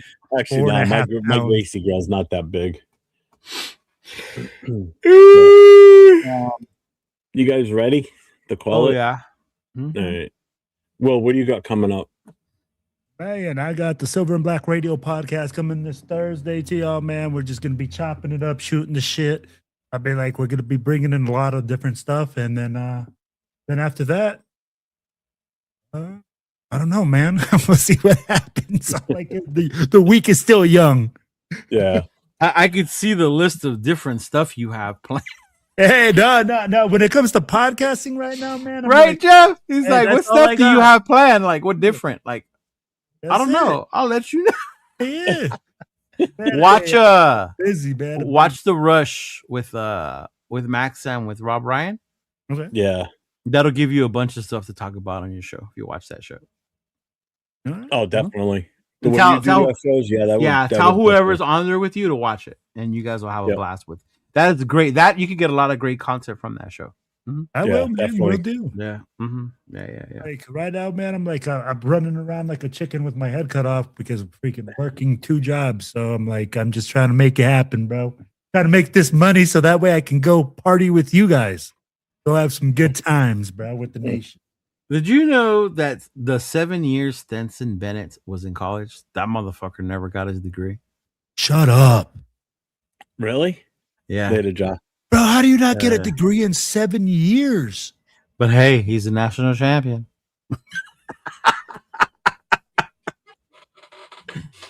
Is he even a backup in the league now? Nah, I don't. Is he still with the Rams? I don't even know if he is. That's what I'm saying. Like, he ain't even What's a the backup Texas in the league anymore. takeover? What's that? Oh, hey, that big old Texas takeover is coming April 11th. Man, make sure that you guys lock in. TMBC down there throws a great summer party. I might even make it down there this year if I can. What city? It's going to be in Dallas. Okay. You got to say what city in Texas, because Texas is big. Yeah, sorry, guys. It's going to be in Dallas, Texas. It's big, man. It's nice. I'll get you guys some information because the flyers did get sent to me, but I just been super busy. Damn. He sent it to you so you can promote it. You totally dropped the ball. My bad, bro. My bad, Cheeto. You know, so I love you, bro. My bad. But Cheeto made sure he got you on here. Make sure you send it to the world famous Chidolinus.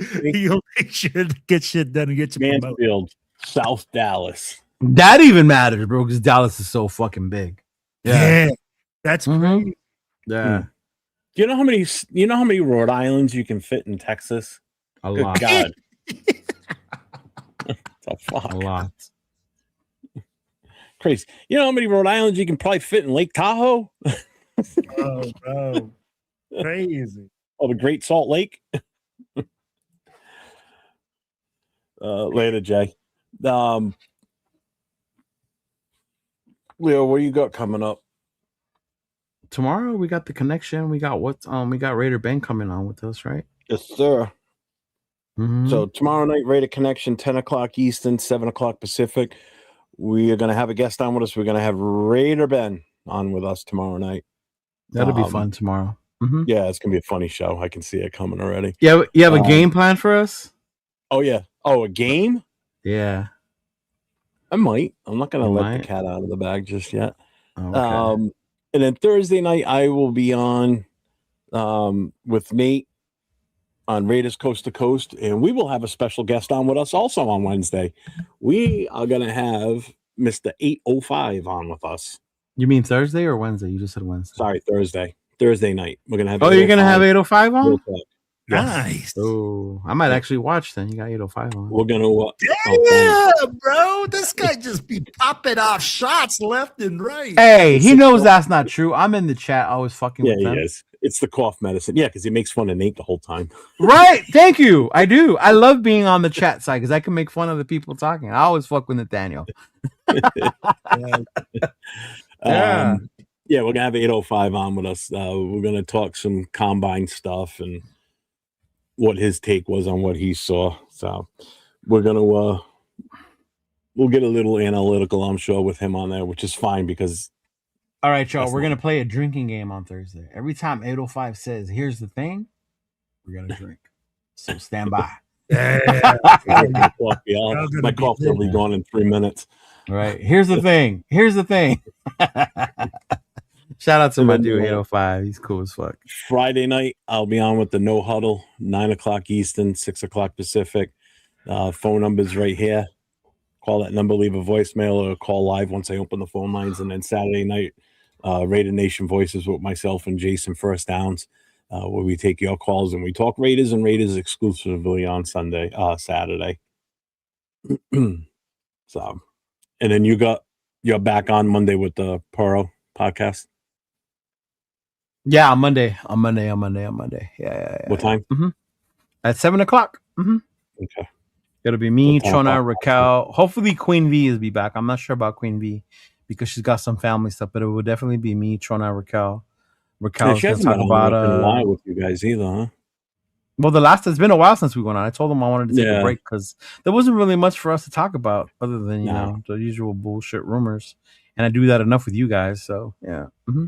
Well, that's what I like about the Friday and Saturday night. It's you know, people calling in and they don't get a chance to talk about shit. So they just go in and go for it. So I think you know what? I'm going to call in and I'm going to talk about why we need to bring in Derek Carr. Because we are Derek Carr. Just remember when you call in, I know who's calling. Right? I got 2 phones, bro. We're talking about I got a bat phone. Damn. You got a bat phone? I got a bat phone. Yes, I got a bat phone. Did you not see the video of Cheeto earlier in his earlier interview, bro? Of course, he has a bat phone. I am Job. I am Job. All right, everybody. We be out of here tonight. Oh, wait a minute. What's he say, James? Oh, nice. Thank you, James. Raider fan, and he watches y'all, but he don't type. I used to go to games in Vegas with my dad in my Seahawks jersey, and the fan base was so cool. Well, thank you. Thank you. Hey, appreciate you, James. Shout out to you, big guy. Appreciate you, brother. Thank you. Don't let these other fools talk shit to you about how that shit wouldn't happen in Oakland, because it used to happen in Oakland too. Yeah, exactly. Yeah. Nah. The bat phone. Nah. Bat phone. Well, James went Friday night. If you're a Seahawks fan, you want to call in Friday night, man. Check my show out and call in. I talk all NFL teams. Anybody wants to come in and talk about their team, they're more than welcome to on a Friday. So keep that in mind. Yes, sir. All right, everybody. We are out of here until next week, and actually till tomorrow night for Leo and I. Everybody stay safe. Go Raiders.